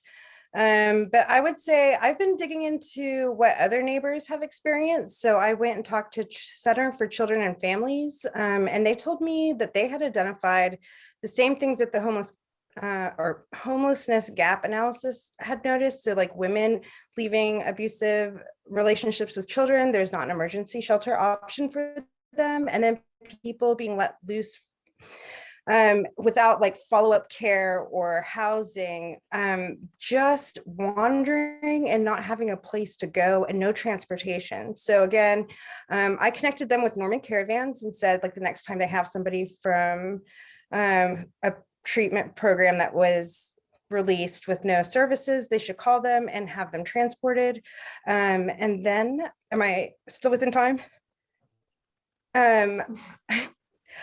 I think for affordable housing and also getting those vouchers for Section 8 for those women and children who are leaving bad situations or being evicted in the pandemic, we need more of that. And they do have a housing navigator who's going to help make more Section 8 housing for them. So thanks. Thank you so much, Helen. Teresa, we'll go to you. This is a complicated issue, and I think that we need to get the community involved. But I want to point out that the places that they have been wanting to place the shelters, the one place that they're doing right now is only 1 block away from 2 elementary schools. They want to place a shelter by the new senior citizen center. They want to place one right by Tarahumara's, who just renovated and created an outdoor dining area. When it comes to do with our businesses specifically, you know, and you've got to move them away from, if we're going to do this as a community, have a shelter. And I think we should decide as a community to do it. Then we need to take into consideration everybody, our businesses who bring in the tax dollars that help fund the shelters. We need to consider our senior sector, our children's safety. And I have 2 petitions. The first petition says that Teresa, you will have 30 seconds in a minute, but that minute is go up. for it. It seems like we've lost Gail. I don't know where she is. She appears to have left. But so we will just start with 30 seconds to Doan. Doan, you'll have 30 seconds. Yeah, just to elaborate further, the proposed facility at Reed Main Street is too close to schools. It's too close to downtown. It's too close to a residential area. Again, I think we need to keep looking for a location that's acceptable to the whole city and not just assume that it's going to wind up in Ward 4. I mean, we don't want to wind up with a big housing project right in the middle of Ward 4. And I'm concerned about financing it in the future also. Thank you, Doan. Helen, will go to you for 30 seconds.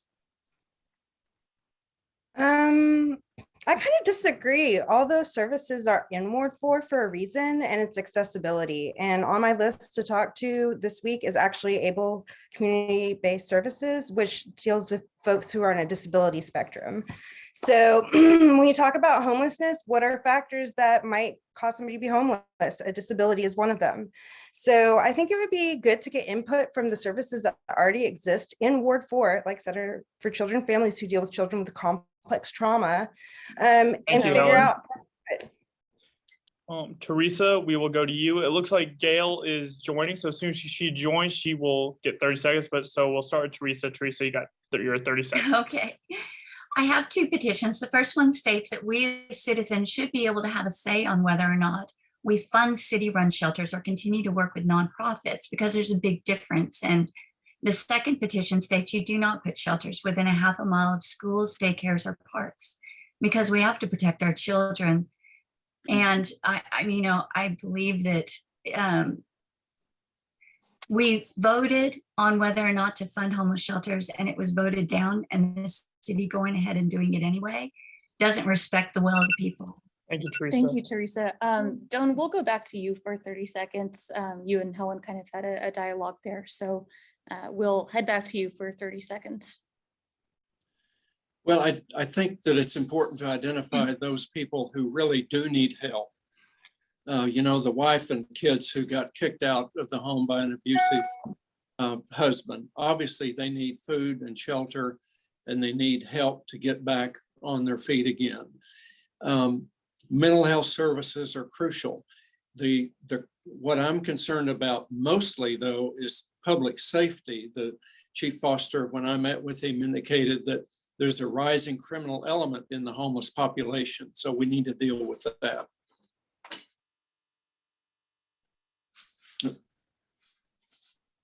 No, I can't hear her. Helen, if you want a 30-second response, we can end with you. Yeah, okay, so still disagree. That wife and children scenario could be a woman who's trapped and looking for any exit. And, a barrier to any exit is where you're gonna go next. And then the other part of that is that if we talk to community partners and find out where the funding is, then we can better build where the funding can come from. Grants, it could come from the city, it could come from ARPA. Thank you, Helen. Gail, can you hear us now? You might have to unmute.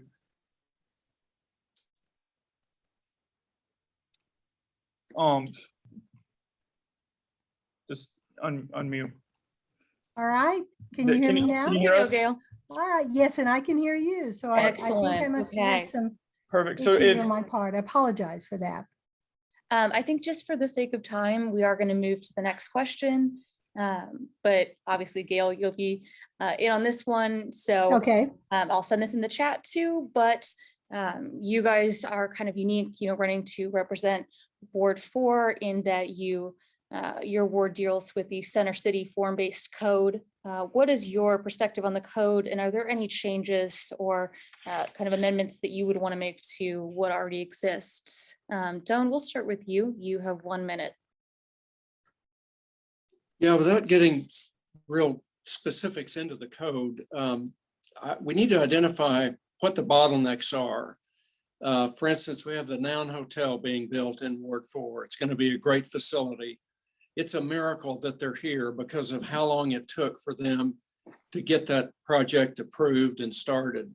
Other businesses are going to look at that timeline and not even give Norman a chance for their business because it just won't be worth the effort. So I would put a focus on, and I trust the engineers, and I think we need to trust the engineers. If they approve a project, the council has no business bringing on a lawsuit and rejecting an otherwise approved project just because the council doesn't like it for no apparent reason. So we need to resolve those bottlenecks. Thank you, Dawn. We will go to you, Gail, on the Center City form-based code. You have 1 minute. Yes, ma'am. Thank you very much. And I'm glad I'm hooked back up on technology. It's wonderful, but sometimes it has some issues as well. I am very much for the Noun Hotel and the development of that building. That shouldn't have taken that person so many times through the council to become approved for that, because it was a lot of effort and a lot of money put into that by him to get that going. So I am for that. I think we have to find that balance between smart and logical development of our community, but at the same time, make it doable so that our business people from other states and within our state come in and want to help build our Norman in a reasonable way so that it's progressive. Thank you, Gail. Teresa, we will move to you for 1 minute. Excuse me. That's one of the reasons I'm running, is because of when the people are asking for something and everything is approved and the city council decides that they don't want it. This country is run from the bottom up. They're there to do the will of the people. It's not for them to go against what the people are asking for. I think that we need to go into the codes and get together and really make it easier for businesses to start up in Norman so that we can grow our economy. Thank you. And Helen, we'll go to you for 1 minute. Okay, Center City form-based code. As I understand it, the Noun Hotel did not want to do Center City form-based code, so their project took longer because they had to go through different processes. With Center City form-based code, there is an administrative hold on new projects, but the ones that are already greenlit are going to go through development. While they work on how effective Center City form-based code has been, the idea is the time they take to, be editors of the process, that when the process comes back online, it will be much quicker for developers to get what they need to get into filed, and so they can start their project and break ground and not waste money. And then there's also another code that is working its way through Business and Planning Commission. I think it's called pattern code, and it basically is for a class of developer that may not have engineers, but they know what they want, like maybe a 3-bedroom that's multi-resident. Thank you, Helen. Thank you, Helen. We'll do our 30-second expansion or rebuttals. So Dawn, we'll go back to you. You have 30 seconds. Yeah, I understand the council in December did vote to suspend any new development in the city center. And that puts development on hold, and maybe something good will come out of that in terms of streamlining this process. So if that's the result, then great, let's go ahead and get that done. But let's find out why somebody like Costco decided to go to Moore instead of Norman. I mean, that's a double whammy. We lose the sales tax they generate, and then our citizens go and spend their sales tax dollars there. Thanks, Dawn. Gail, we'll go back to you for 30 seconds. Yes, ma'am. I think that has, the key to that is listening to our business community and hearing what they have to say, what their concerns are, and what keeps things like that from happening. I saw that as I chaired the senior committee for 4 years, and the issues that it took to get that through after many years of that not getting off the ground. And it is now off the ground. So we have to listen, communicate, and particularly though listen to downtown business folks who have a real stake in getting those things done. Thank you, Gail. Teresa, back to you. I agree in that we need to be creating an environment that businesses want to come in so we can grow, and provide opportunities for employment so that and the tax dollars that would come in. I like that more the mayor actually goes out and invites businesses to come to the city. And we should be doing more to grow Norman, not stagnate. Thank you, Teresa. Thank you, Teresa. Helen, we'll go to you. I just want to address the 36 project in Costco, because I am under the impression that basically ODOT is in charge of the 36 widening project, and that's why that project couldn't get fast tracked by council, and the council couldn't really fast track getting Costco, and they tried, is basically what I was told around that particular thing. And then I just want us to go back to pattern code, because that will help people who are trying to get housing into core Norman, to help them do it faster. Thank you, Helen. Thank you, Helen. All right, so our next question is, what is your approach to public safety in Norman? That goes for police, fire, dispatch, and whatever else falls into that category. So Teresa, we will start with you. Okay, proper funding. I mean, we have got to give our police and our firefighters the proper funding that they can get the equipment that they need. They're our citizens too, and they're risking their lives for us. So we should make sure that they have everything that they need to make sure that their lives are taken care of and they're not being put in danger. We need to have the adequate number of police officers per the number of citizens that we have. We have an ever-growing population, and as of now, we have an ever-dwindling police force. We need to get it back up, and we need to work with the fire department, whatever they need. If I believe correctly, there's firehouses that need to be updated. So we need to, and when it comes to the homeless population, we need to get our police. Thank you, Teresa. All right, Helen, we'll go to you. You have 1 minute. I'm just going to use an example. It was my birthday weekend at Lazy Circles, and somebody was having a mental health crisis, and the fire department was across the street, and basically were frustrated because they did not have the capacity to take that person to services. And there were multiple people at Lazy Circles, being a good community, that were trying to help this individual, but ultimately the police were called because that's our only response right now for this.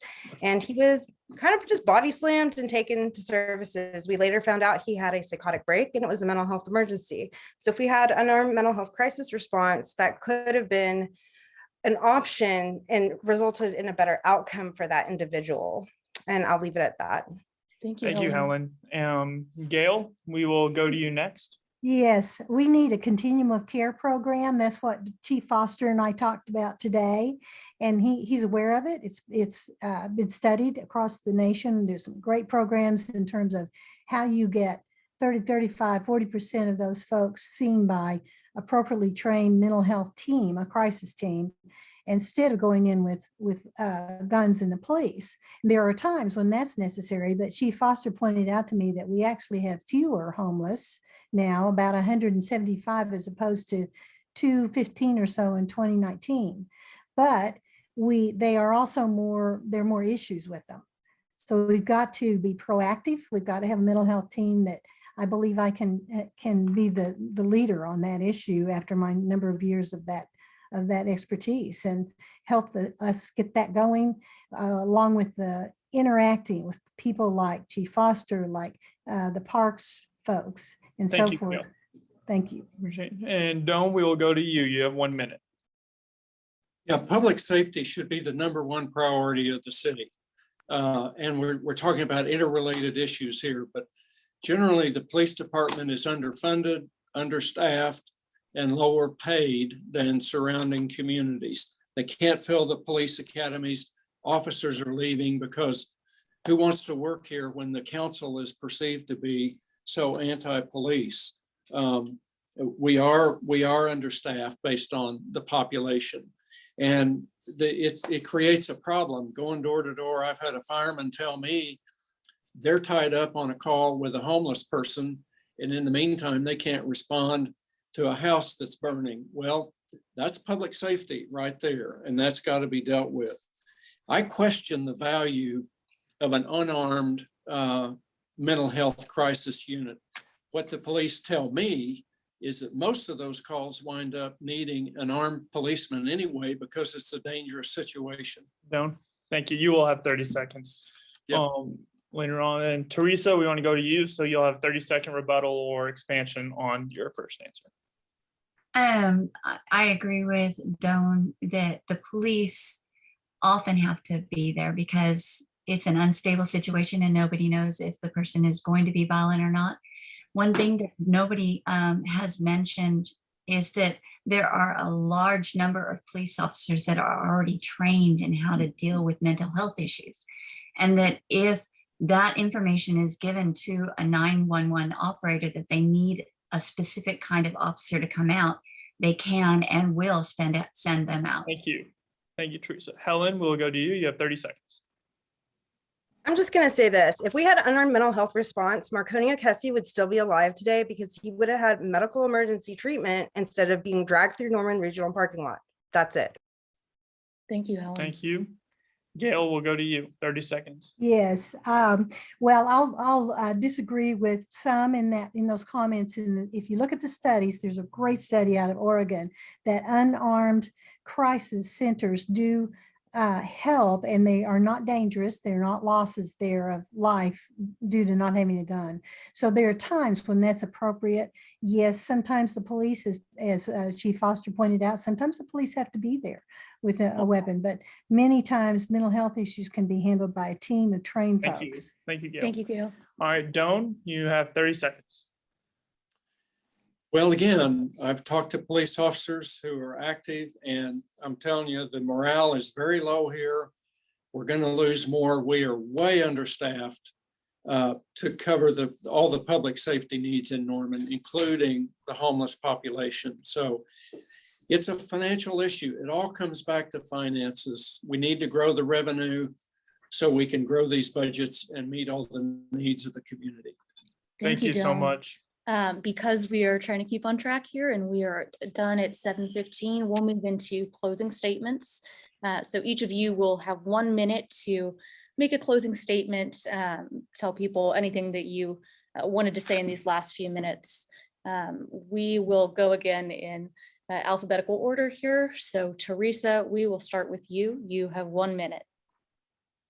I think that we need to get back together and find centrist views. We have got to stop being partisan. We have to stop having identity politics. We have to stop deciding things based on emotions, which are ephemeral, and start deciding things based on facts. And we have to remember that we're friends, we're neighbors, we're co-workers, we're Normanites, and any decision that's made has to consider the needs of everybody within an area, whether it's a ward or a city. And we just have to choose somebody that's not an activist and only focuses on one group of people or a couple of groups of people. Every one of our citizens' needs, every one of them is important. And we have to remember that in every decision we make. And we have to make sure that we do the research so that we can understand their position. Thanks, Teresa. Helen, you have 1 minute for your closing statement. I'm going to circle back to compassionate solutions for unhoused neighbors, sustainable land development practices and zoning, transparent, equitable budgeting, including participatory budgeting, updated water infrastructure to improve stormwater mitigation, and sustainable affordable housing. I think all of those issues are nonpartisan and affect everybody on the spectrum. I've spoken to people on their doors, and I've been in forums with people in Ward 5 and rural neighborhoods to talk about things like dumped and abandoned animals. I mean, I think it's not going to be hard to find some common ground if we are willing to listen to the facts and maybe not, I guess I would say maybe not polarize things. So to the point we forget our history, because Chief Foster actually, as I understand it, found the first $1 million for the first iteration of the homeless shelter. So I know the police help. Duane, you have 1 minute for your closing statement. Yeah, it's done. You did pretty well. Oh, I'm so sorry. That's all right. Yeah. Well, I will be accessible to the citizens of Ward 4. My personal cell phone is already out there. They can call me. All of these issues we've talked about involve economic solutions and funding solutions. I'm the only candidate up here online with the financial expertise to deal with the kind of economic issues that Norman is facing. I want Norman to be seen as a safe city, as a city that welcomes business and welcomes growth. And I will work to get these things done: economic growth, infrastructure, and deal with the homeless. And lastly, I want to thank you again. And I want to ask all of you out there for your vote. We can't do it without you. Thank you, Doan. Gail, we will go to you last. You have 1 minute to make your closing statement. Yes, ma'am. I would disagree with that. I have 40 years of running a private practice and a business, making payroll, and I believe I have the expertise to take care of the financial issues, as well as I've had a lifetime, a long career of being a professional, purposeful, and positive, making positive contributions to our community, to the hospitals I've worked in, to the patients I've seen. And I believe I can bring that same expertise to Norman to have a continuum of care. And I basically sum it up with saying, I'm a doer, not just a talker. I'm going to put results ahead of rhetoric and get things done for all of our citizens. Thank you, Gail. Thank y'all so much. We really appreciate all of y'all's time. Speaking with us is also allowing the citizens of Norman and the ward residents to hear from y'all. Yeah, for everyone at home, again, we've had Teresa Borum, Doan Harrison, Helen Grant, and Gail Hobson with us for Ward 4. So thank you all again for your time, and have a great rest of your night. Thank you all. Thank you. Good night. For everyone watching at home, we will have about a 10-minute intermission before getting started. 5-minute intermission before getting started with Ward 6. Thank you so much.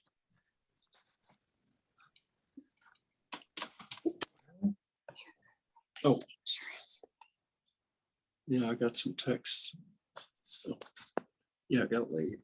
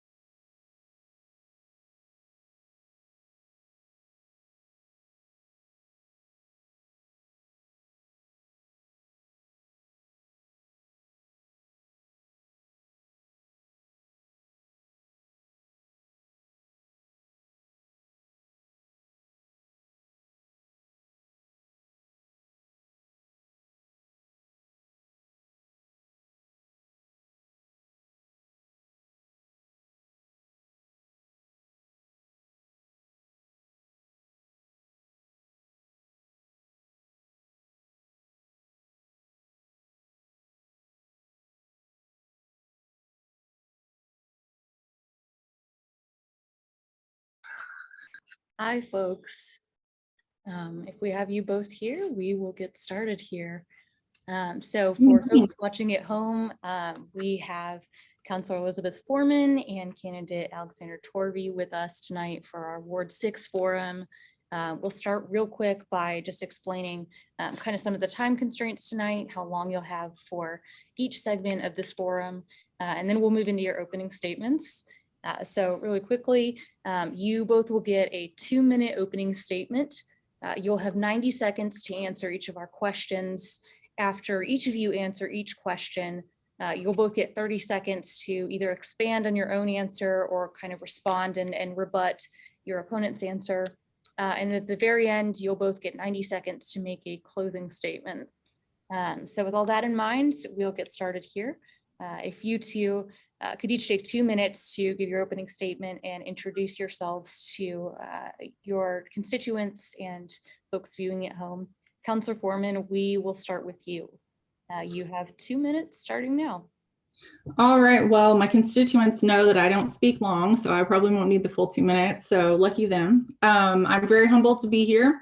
Having been the council member for the last 1.5 years, it's definitely been a wild ride, but it's also been very enjoyable getting to know my constituents. I got sworn in July of 2020. The next month in August, I started my master's in public administration at the University of Oklahoma, and I'm happy to say last month in December, I graduated with honors.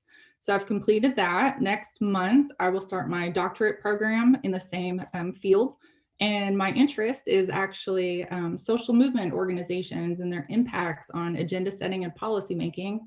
I have no idea why that would be an interest to me, but it's clearly become one. My interest in serving on city council predates 2020. It predates everything. I simply started asking, why do I have OG&E and not OEC when I've always had OEC? And then it just kind of snowballed from there, getting more involved in understanding how cities worked in a way that I never understood before.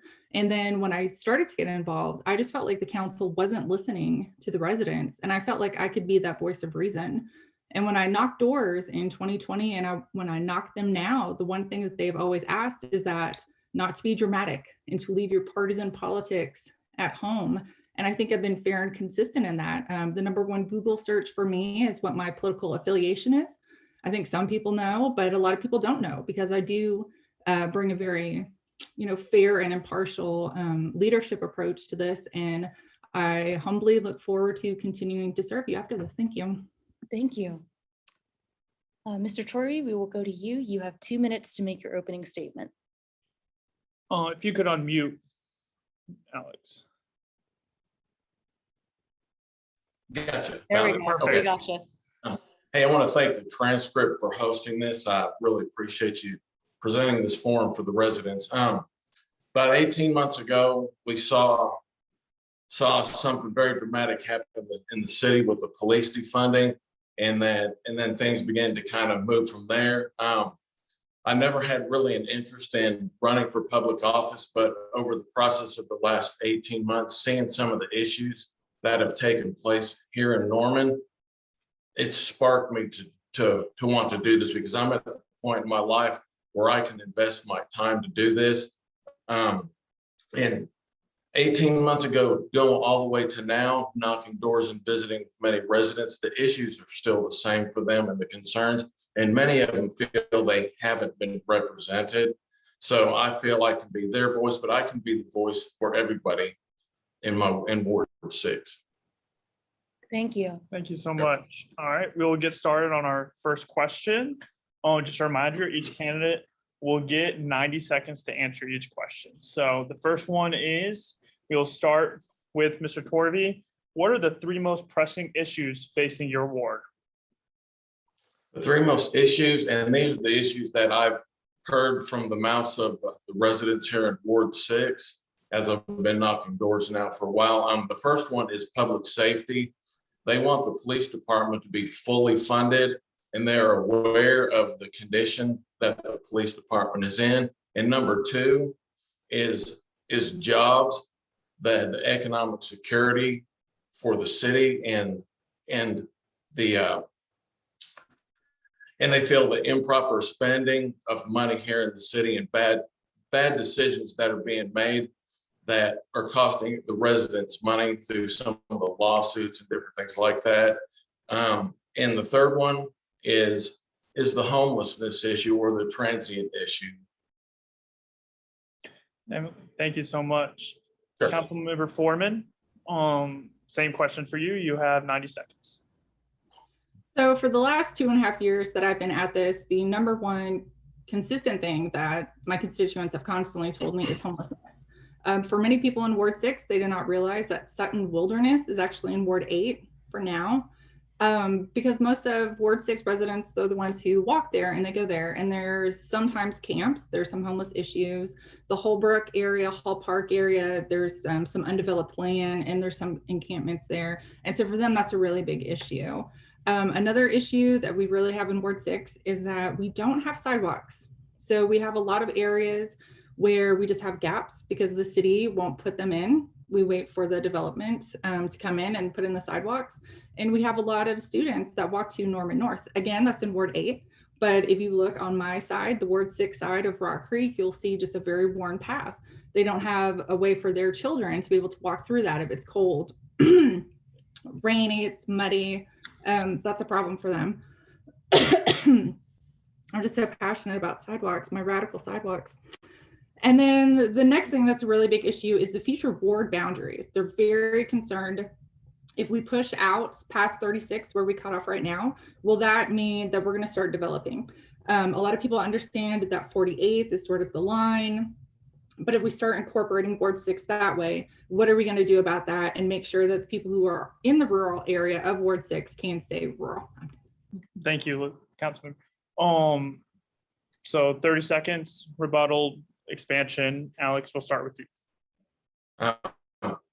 I will disagree with that. The number one issue is the homelessness.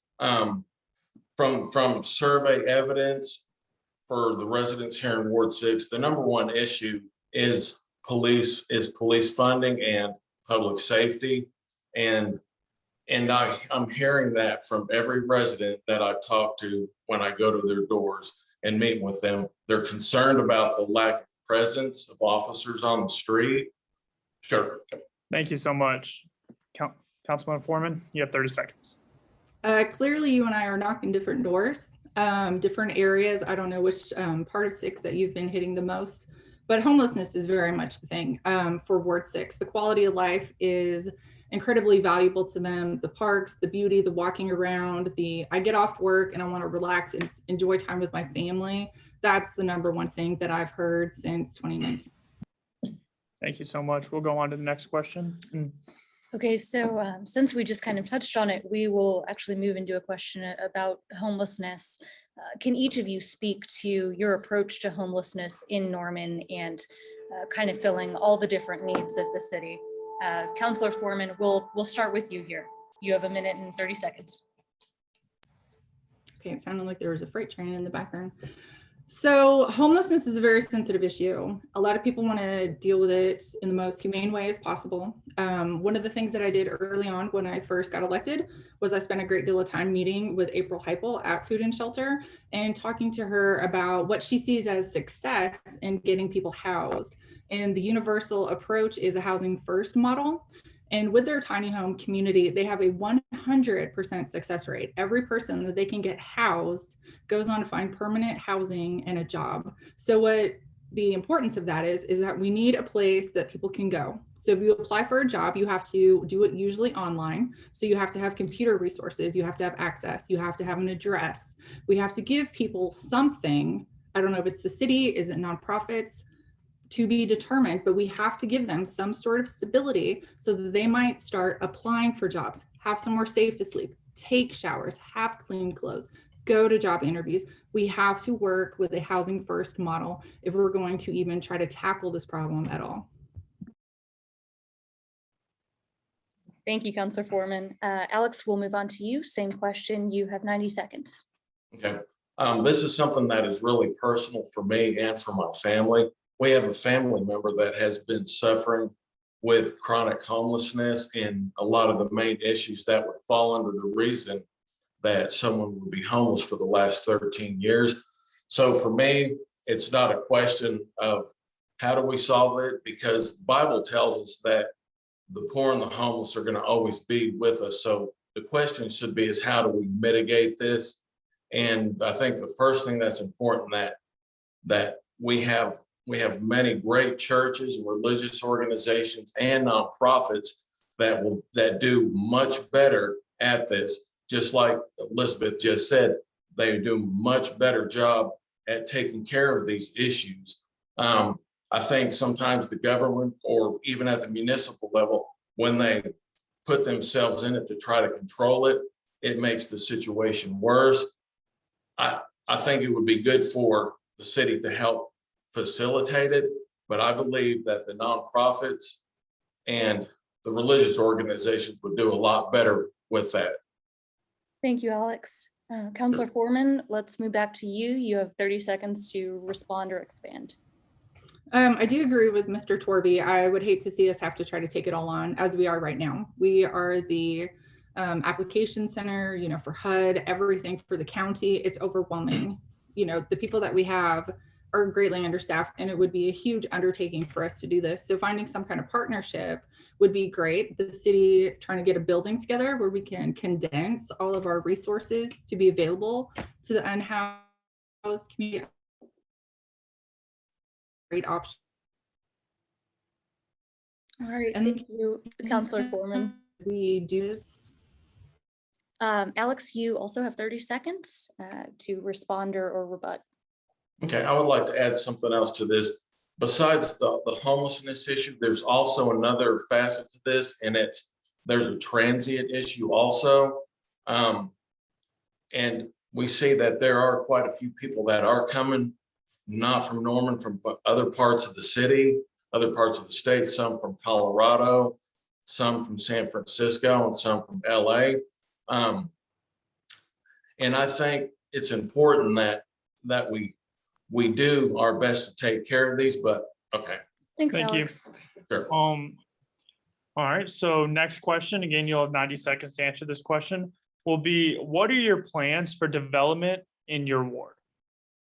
And we will start with Alex. Sure. I've had over 30 years experience in the construction industry, and I feel that my experience understanding how the process and everything that is involved with construction, building, and development would be beneficial to help making better based business decisions. Too often we see a hostile environment coming from council where we have an inconsistency passing one project in one ward and another project in another ward when there's basically the same issue with drainage and stormwater things, and that have to do with the 2020 land use master plan. Thank you. Elizabeth, we'll go to you. So Ward 6 saw the greatest growth from the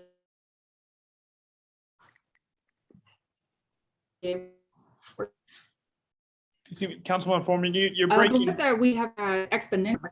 Oh, I'm breaking up. You're breaking up just a little bit. You're coming in and out. Just it's freezing off and on. Can you hear me now? Yes, Yes. we can. Am I alive now? Breaking Yes. up is hard to do. So in Ward 6, big residential, small business. I think we're caught up to speed. Cholinos was a great, and that went to the west side. And so I would like to see not residential, but more businesses, because for costs, and it's costing Ward 6 residents. We have to make huge drives in a lot of traffic going to 24th Street to hit all the stuff that we want to get to. And so we need to develop business in Ward 6, prioritize that over residential at this point.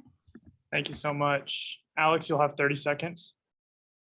That is a great answer, but her answer is not consistent with some of the voting that she has been doing. We see a pattern of hostility towards business and the businesses in Norman via not voting for one project and voting for another one in different wards. It's not consistent. It comes down to equal application of the law. Definitely. Thank you so much. Elizabeth, you'll have 30 seconds to respond. I'd be curious to know what those votes were. The only thing that I can think of that I've not consistently voted for a certain type of project has just been residential and not commercial development. But again, resound the sentiments for Ward 6. I know that Dr. Nash, former council member Ward 5 Nash, they're going to bring back Pinocchios, and I have made great pitches to try to land that in Ward 6 for us. Thank you, Alex. You'll have 30 seconds again. Okay, just two examples, the Pine Creek edition here in Ward 6 and the Eagle Cliff edition that was voted down back in December. Very similar things and issues with the drainage and effects on the properties behind them. According to the city's master plan, the 2020 land use plan, if these projects meet the criteria of this plan, they must be passed. And sure. Thank you. Elizabeth, the final rebuttal, you'll have 30 seconds. Those are two examples and two votes that I completely stand by. But again, those are residential projects and not commercial. Thank you. We'll now go on to our next question. This issue actually kind of came up last night, but we would like the two of you to address what you would do to address development or land use at the Griffin Memorial Complex. Elizabeth, we'll start with you. You have 90 seconds. Well, the Griffin Complex is, the state says they want to sell to us, and so I don't want to get my hopes up. I do like the idea of making that an area that we could work towards a tiny house community, grow food and shelter. I love that we're putting in the grocery store. I would like to see more things like that happen. I would like to see the city try to move our continuum of care over in that direction. And no one said it, but I think that would be a great place for a bus transfer station also, if we could get our hands on that and build there. But, that's a, moving goalpost everywhere we go. But for that, if it does happen, and again, I don't get my hopes too high, but if that does happen, I think that would be a great thing for that. Thank you. Alex, same question. You have 90 seconds. Well, that's going to have to be from what the article that I read in your paper is. We're working with the state for a land swap for that property and for I believe the current existing building that's been there. I don't agree using it for the small housing and what I believe what the use that the cities want to use this for. Now, the voters did vote down an additional homeless shelter for, from what I understand, they want to use this property for that and maybe even that old building. But it comes down to the will of the voters. They did not want an additional homeless shelter back in August of 2020. They voted this down. Thank you, Alex. Elizabeth, we'll move back to you for 30 seconds.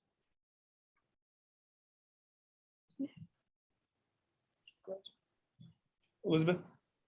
I think I got frozen a little bit, sorry.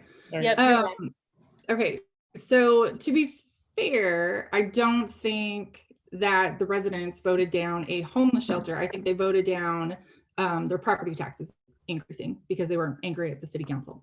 To be fair, it wasn't necessarily the homeless shelter, and that one had 49%. It was just barely underpassing.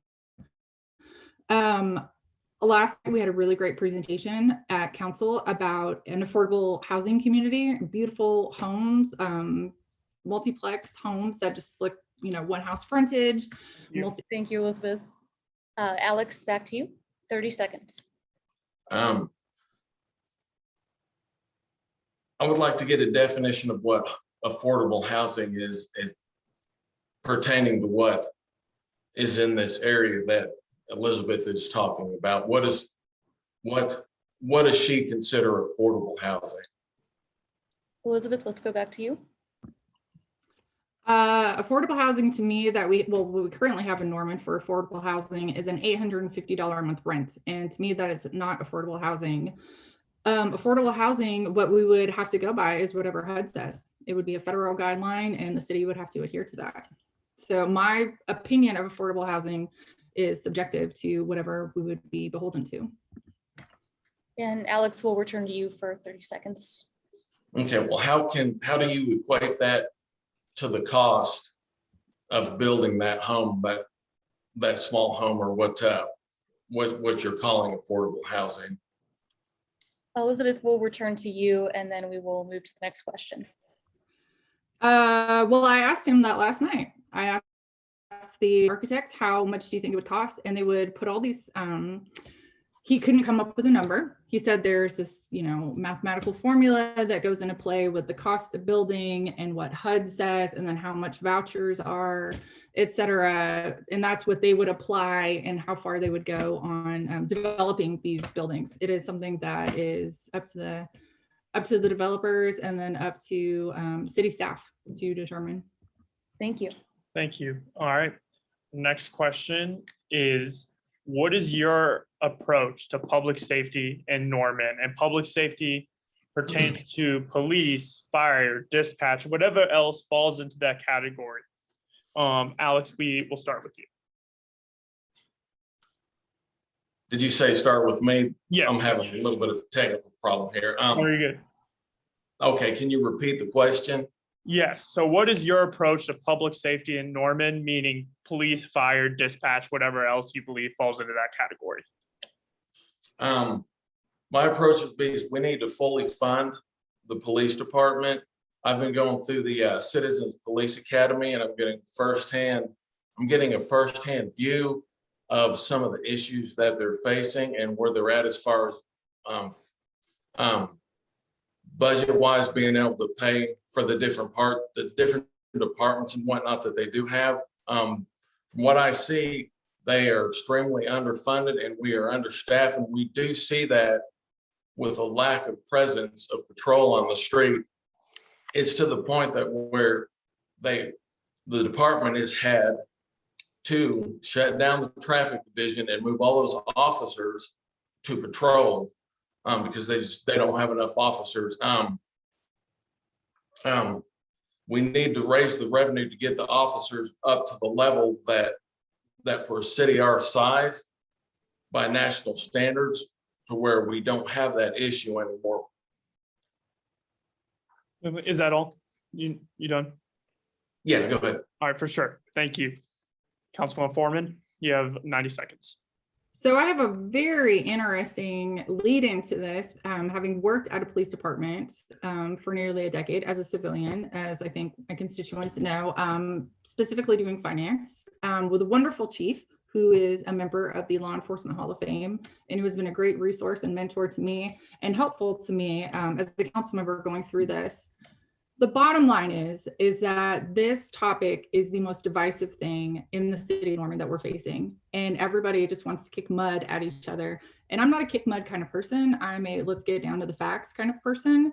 And so I've asked staff, and I will be presenting this to be put on the budget this coming year, is to fund a public safety study.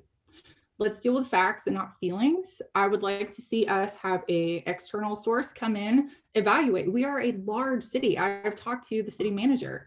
Do we need one headquarters? We might need two. As we're sprawling outward, the response times are getting larger, and we have to be able to accommodate to those community members also. So do we have enough? We might be grossly understaffed. They might say we're overstaffed. I doubt that, but we need someone to come in and say, this is your square mileage. These are your types of calls. These are your calls of service. This is your response time. This is your staffing levels. And this is what you need to be. We need that to happen. We need them to come in so that we can have a definitive. So when we do go to the public, because we will need a public safety sales tax increase, that is going to happen regardless. But when we do go, we can go to the public with bona fide facts. Alex, you'll have 30 seconds and then we'll come back to you, Elizabeth. So 30 seconds, Alex. Okay. I don't believe we need another study. We've studied things to death. This is something that is on the ground fact, and the numbers that I have from the police department right now, we are at 147 available officers, and we should be at 189, according to what we've been budgeted for through the PSST 1 and 2, and Oh, Thank you, Alex. Thank you, Alex. Elizabeth, we'll go to you, 30 seconds. I agree that we study everything, and most of the studies that have been put forth to council, I voted against because I think they're ridiculous. But I think this is one that is merited. And I absolutely fully believe that. And I will throw all my weight behind this because this is something that we need facts, because the facts that you could present, I understand. I talked to Chief Foster, I talked to Chief Jackson. I know what the staffing issues are. I know what it's like to work in a police department. But then I also have people that think that cops don't need guns on traffic stops. Thank you. Okay.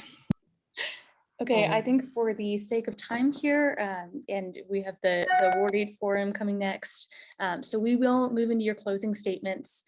Both of you will have a minute to make your closing statements, say anything that you didn't get to say the rest of the evening or that you want voters to know. So Elizabeth, we will start with you. You have 1 minute.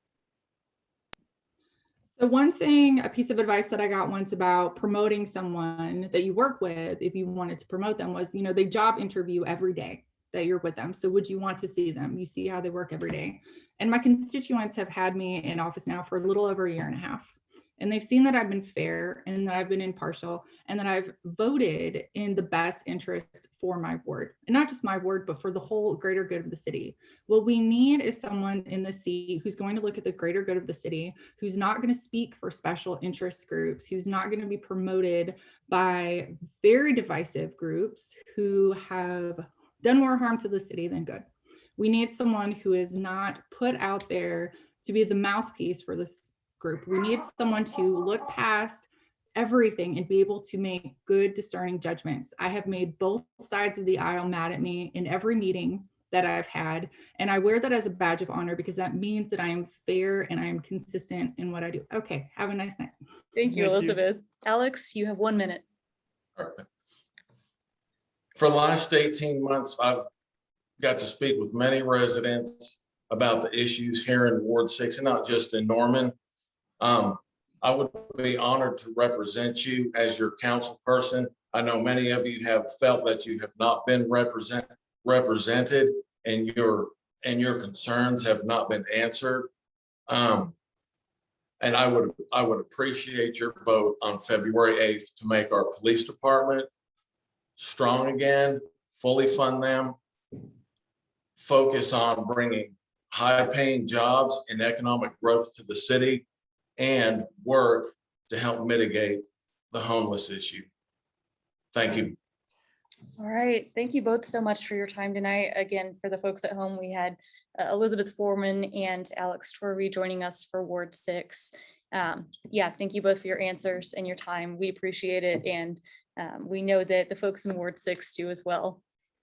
So if you're watching at home, if you want to stick around another 10 minutes, we'll have the Ward 8 candidates joining us, and we will see you guys then. Alex and Elizabeth, thank you both so much. Thank you all so much. Thank you, guys. Appreciate it. Thank you. Bye.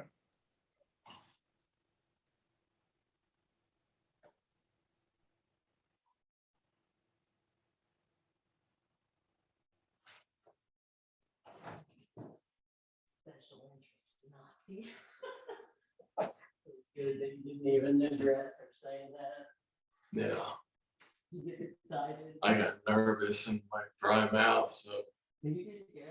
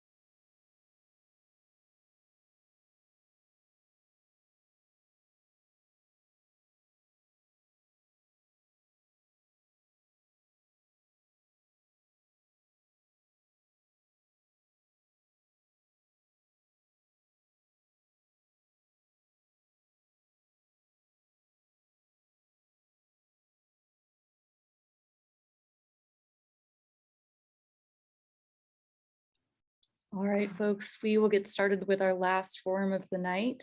We have our Ward 8 candidates, Matt Peacock and Scott Dixon, joining us for the next half hour.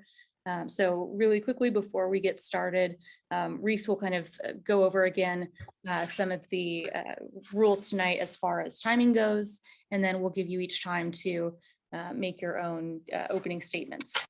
So Reese? Yes, so first of all, thank you all for being here. We really appreciate it.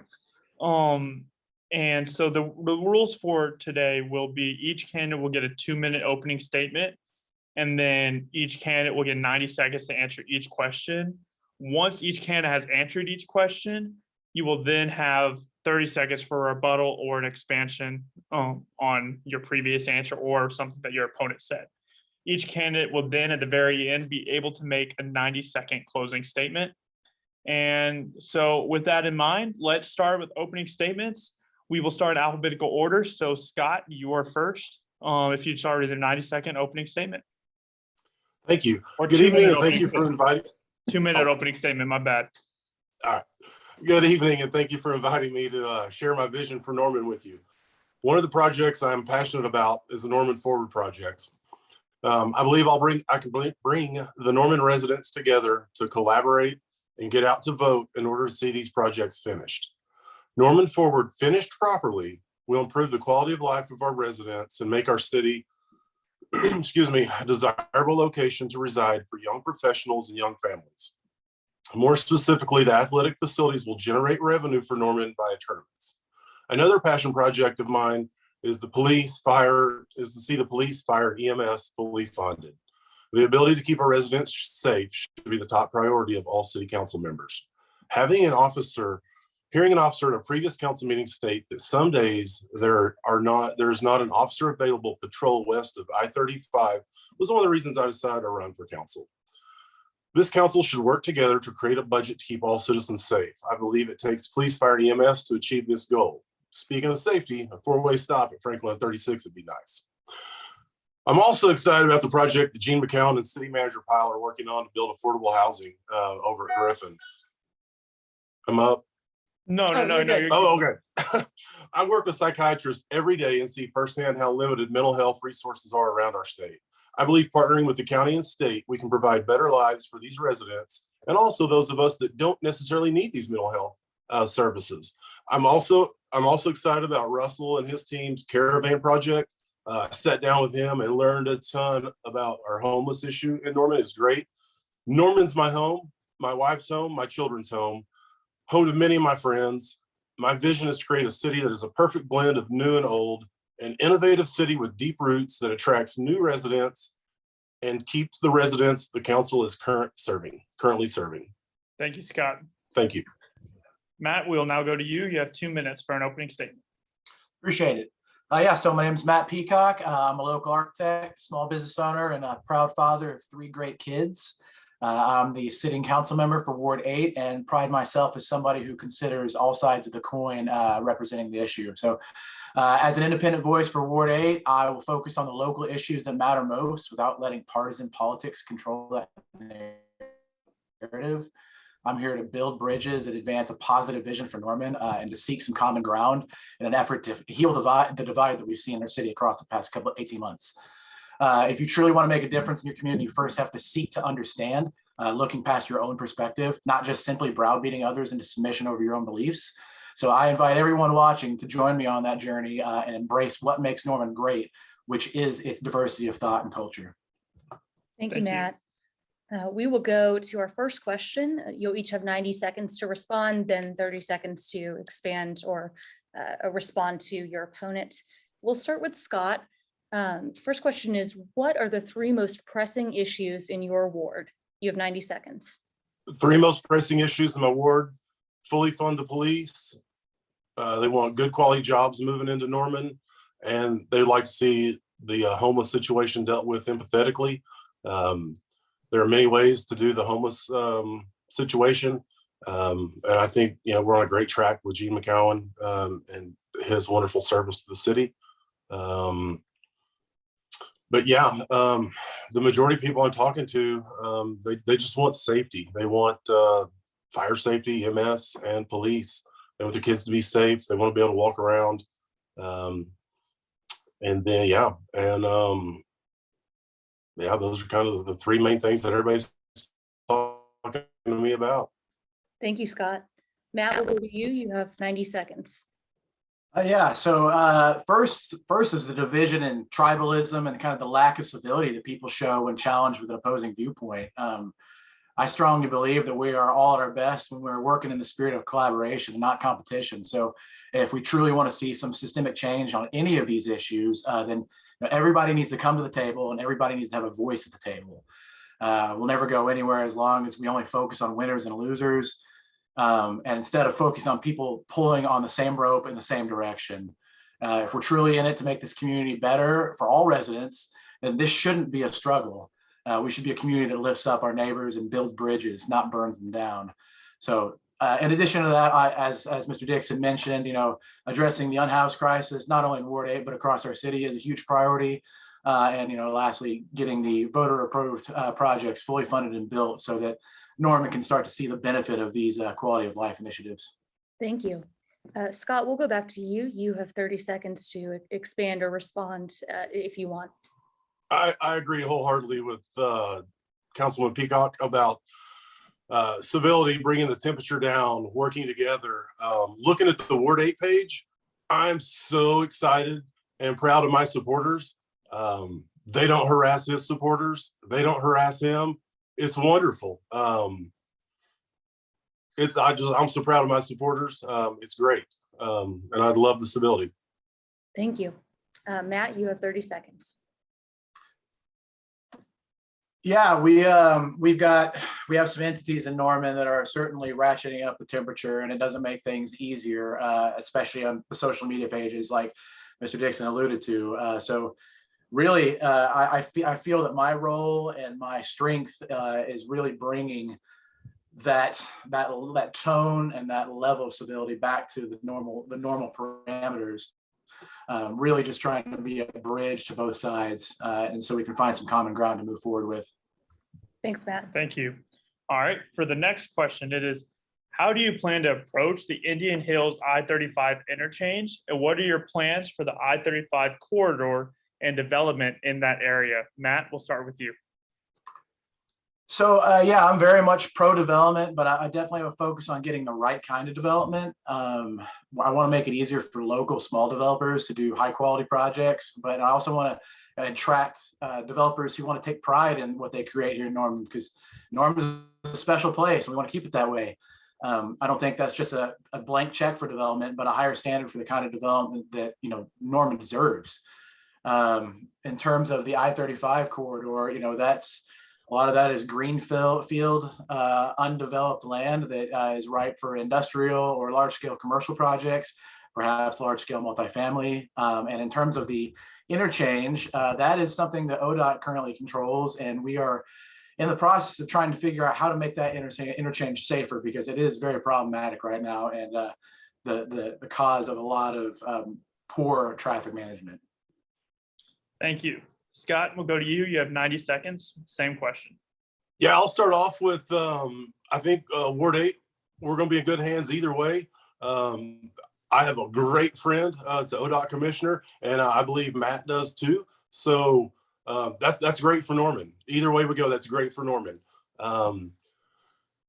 Same to, like, maybe I don't want to see another car lot, but hey, whatever we can do to generate some more sales tax, any kind of revenue that we can do is just wonderful. I agree with Matt that it needs to be kind of first class. We don't need just a bunch of just run-of-the-mill strip mall stuff. Would love it to be just really nice, first class. That's what people see whenever they come to Norman. That's the northern end of Norman. So it'd be great. Just to welcome everybody to Norman. Definitely. Thank you so much, Matt. You have 30 seconds if you want to rebut or expand on that. Yeah, so when I think of development, I think of the analogy of farming, and that's to say that we should always be replenishing a healthy soil, not just extracting resources from it.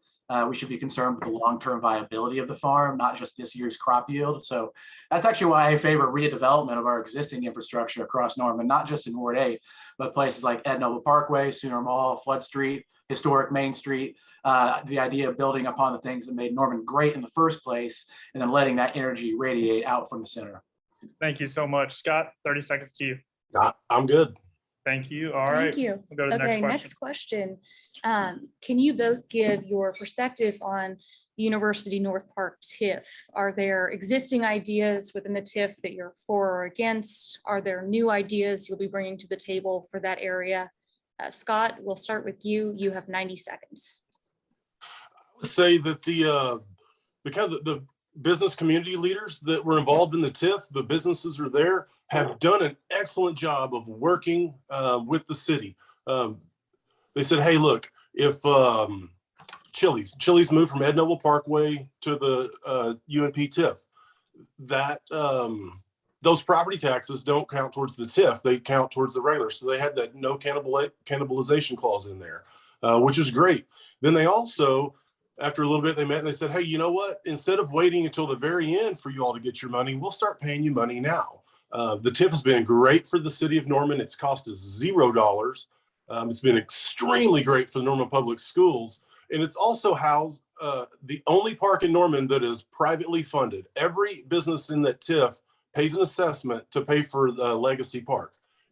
I love it. It's great. It generated $0 of sales tax and revenue to the city, and now it generates a bunch. I'm a fan.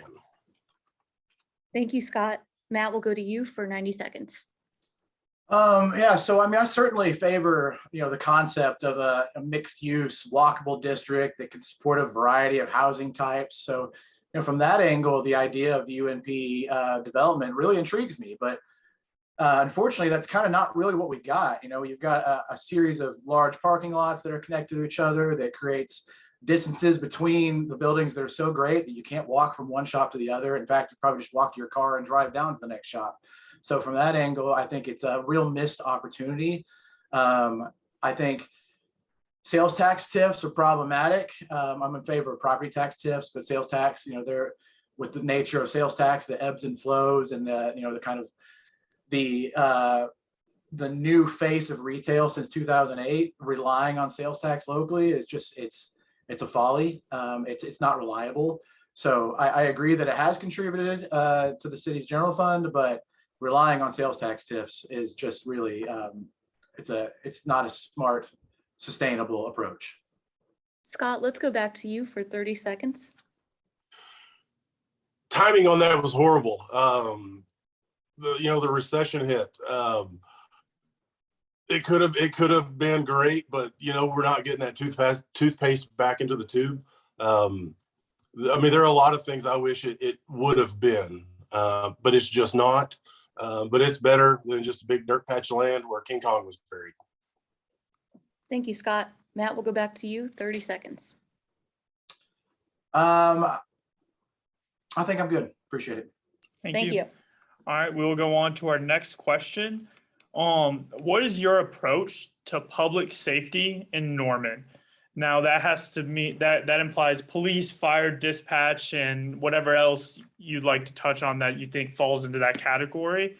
Matt, we'll start with you. Thanks. So I fully support adequate funding for public safety. I think I've proven that with my voting record. Anybody's more than welcome to go check that out. As a graduate of Citizens Police Academy, I'm fully aware of the challenges facing public safety and facing our first responders. And that experience really equipped me with the knowledge to kind of address those challenges head on. But I'm also committed to having the hard conversations that make public safety equitable for all Norman residents, so that we can really start to rebuild that trust and move forward together better than before. I think none of us are a finished product and that we can always do better, including myself. I really want to see the full implementation of the mobile crisis unit as a tool to supplement law enforcement. I think this would allow them to deliver a more strategic response appropriate to the wide range of conflicts they face.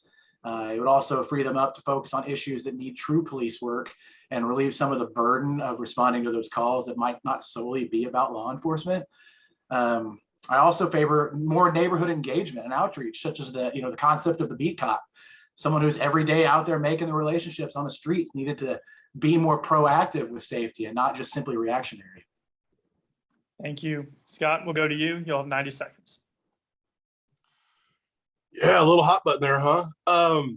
So obviously I mentioned earlier, would love to see the police force fully funded. I too would like to see, I'd like to see us partner with the county crew. I think the state's rolling out some stuff too. But one of the problems with the way that the current mobile crisis unit thing was rolled out with this current council is it took money away from the police officers. Sometimes we don't have a fully articulated plan and we just take money for it. Take money out of this budget, goes there, but we don't really have a good plan of like what we're going to do, how the mobile crisis unit is going to work. The money's been taken, but we haven't done anything with it yet. So I would like to see more work on the front end before we decide we're going to do a program. Then the program doesn't happen for a long amount of time. The fire has its own issues as well. It's not just limited to police.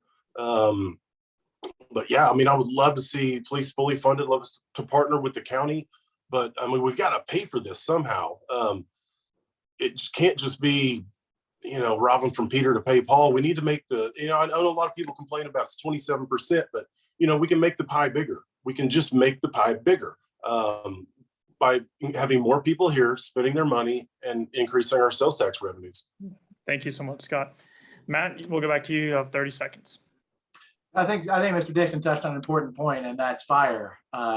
Being a city of almost 200 square miles, we essentially have two fire departments. We've got an urban fire department and a rural fire department, and the skill sets, the equipment, the response times, they're polar opposites.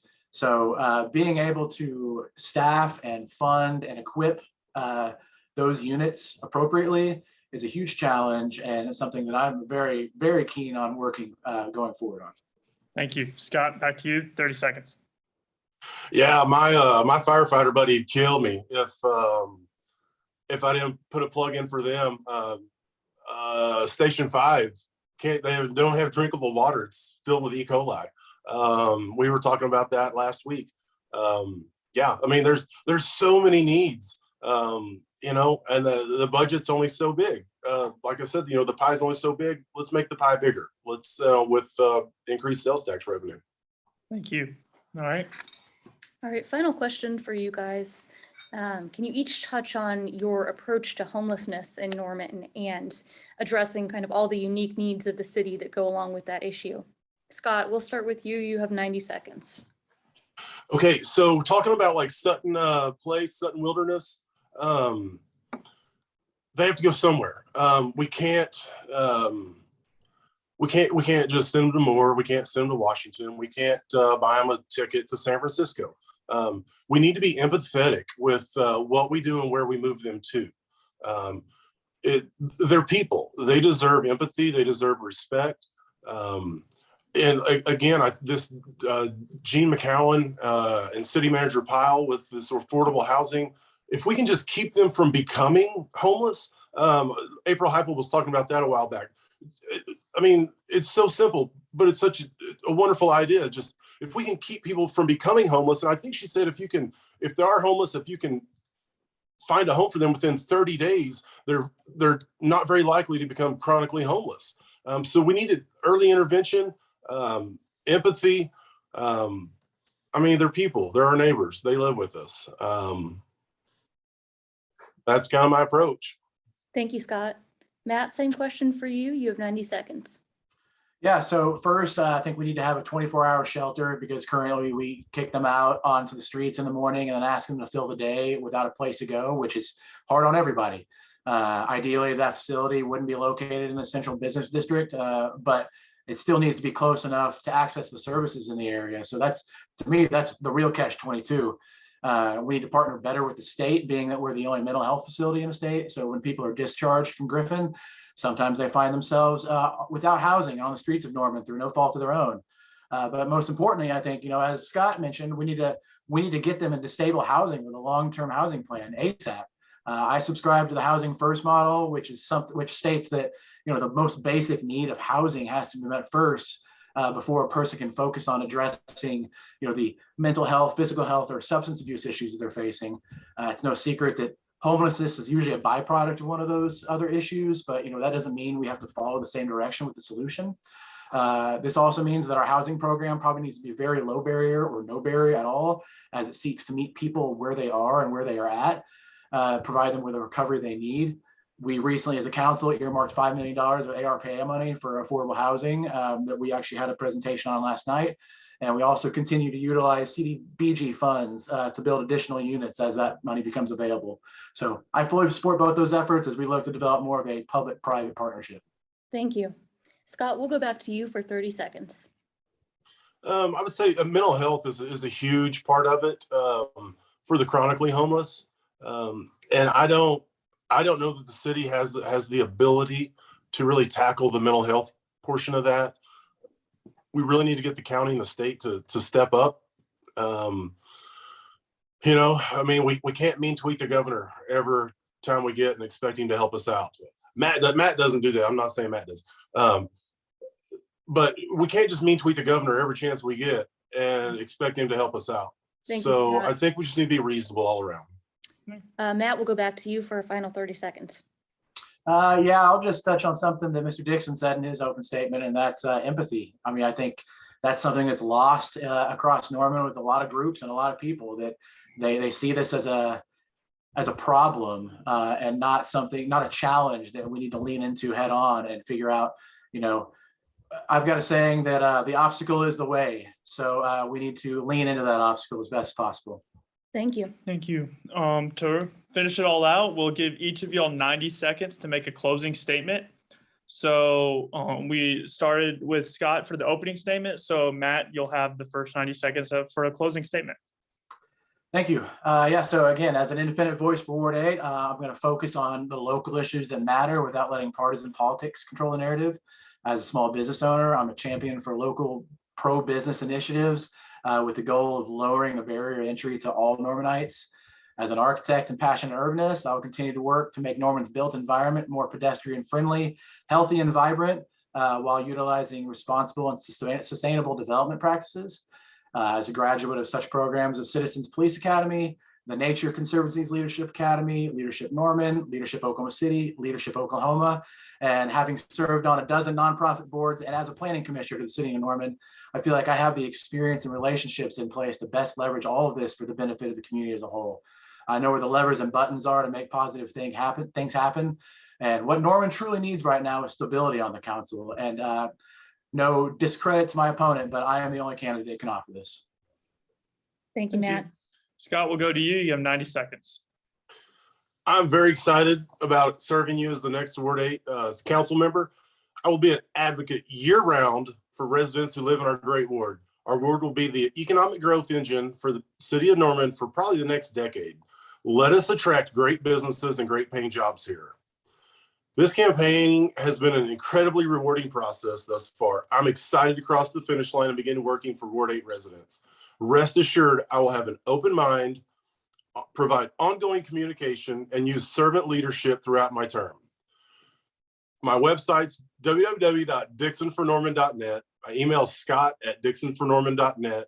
And my phone number is 405-213-5030. Please contact me with any questions regarding your vision of Ward 8. I look forward to serving you, your families, and your neighbors. Let's do this. Thank you, Scott. So we want to thank both of the candidates, and we want to for joining us today. Thank you all so much for taking time out of y'all's nights to talk with constituents and with us. And for those at home, again, we had Matt Peacock and Scott Dixon. Thank you both so much for your time and your answers to our questions. We really appreciate it. So for everyone watching at home, thank you so much. I don't know how long all of y'all stuck around, but we appreciate however long you did. And remember, election day is February 8th. So get out and vote, regardless of who you vote for, what election you're voting in. Just get out and vote and make your voice heard. Thank you all. Thank you all. Good night, guys. Thank you.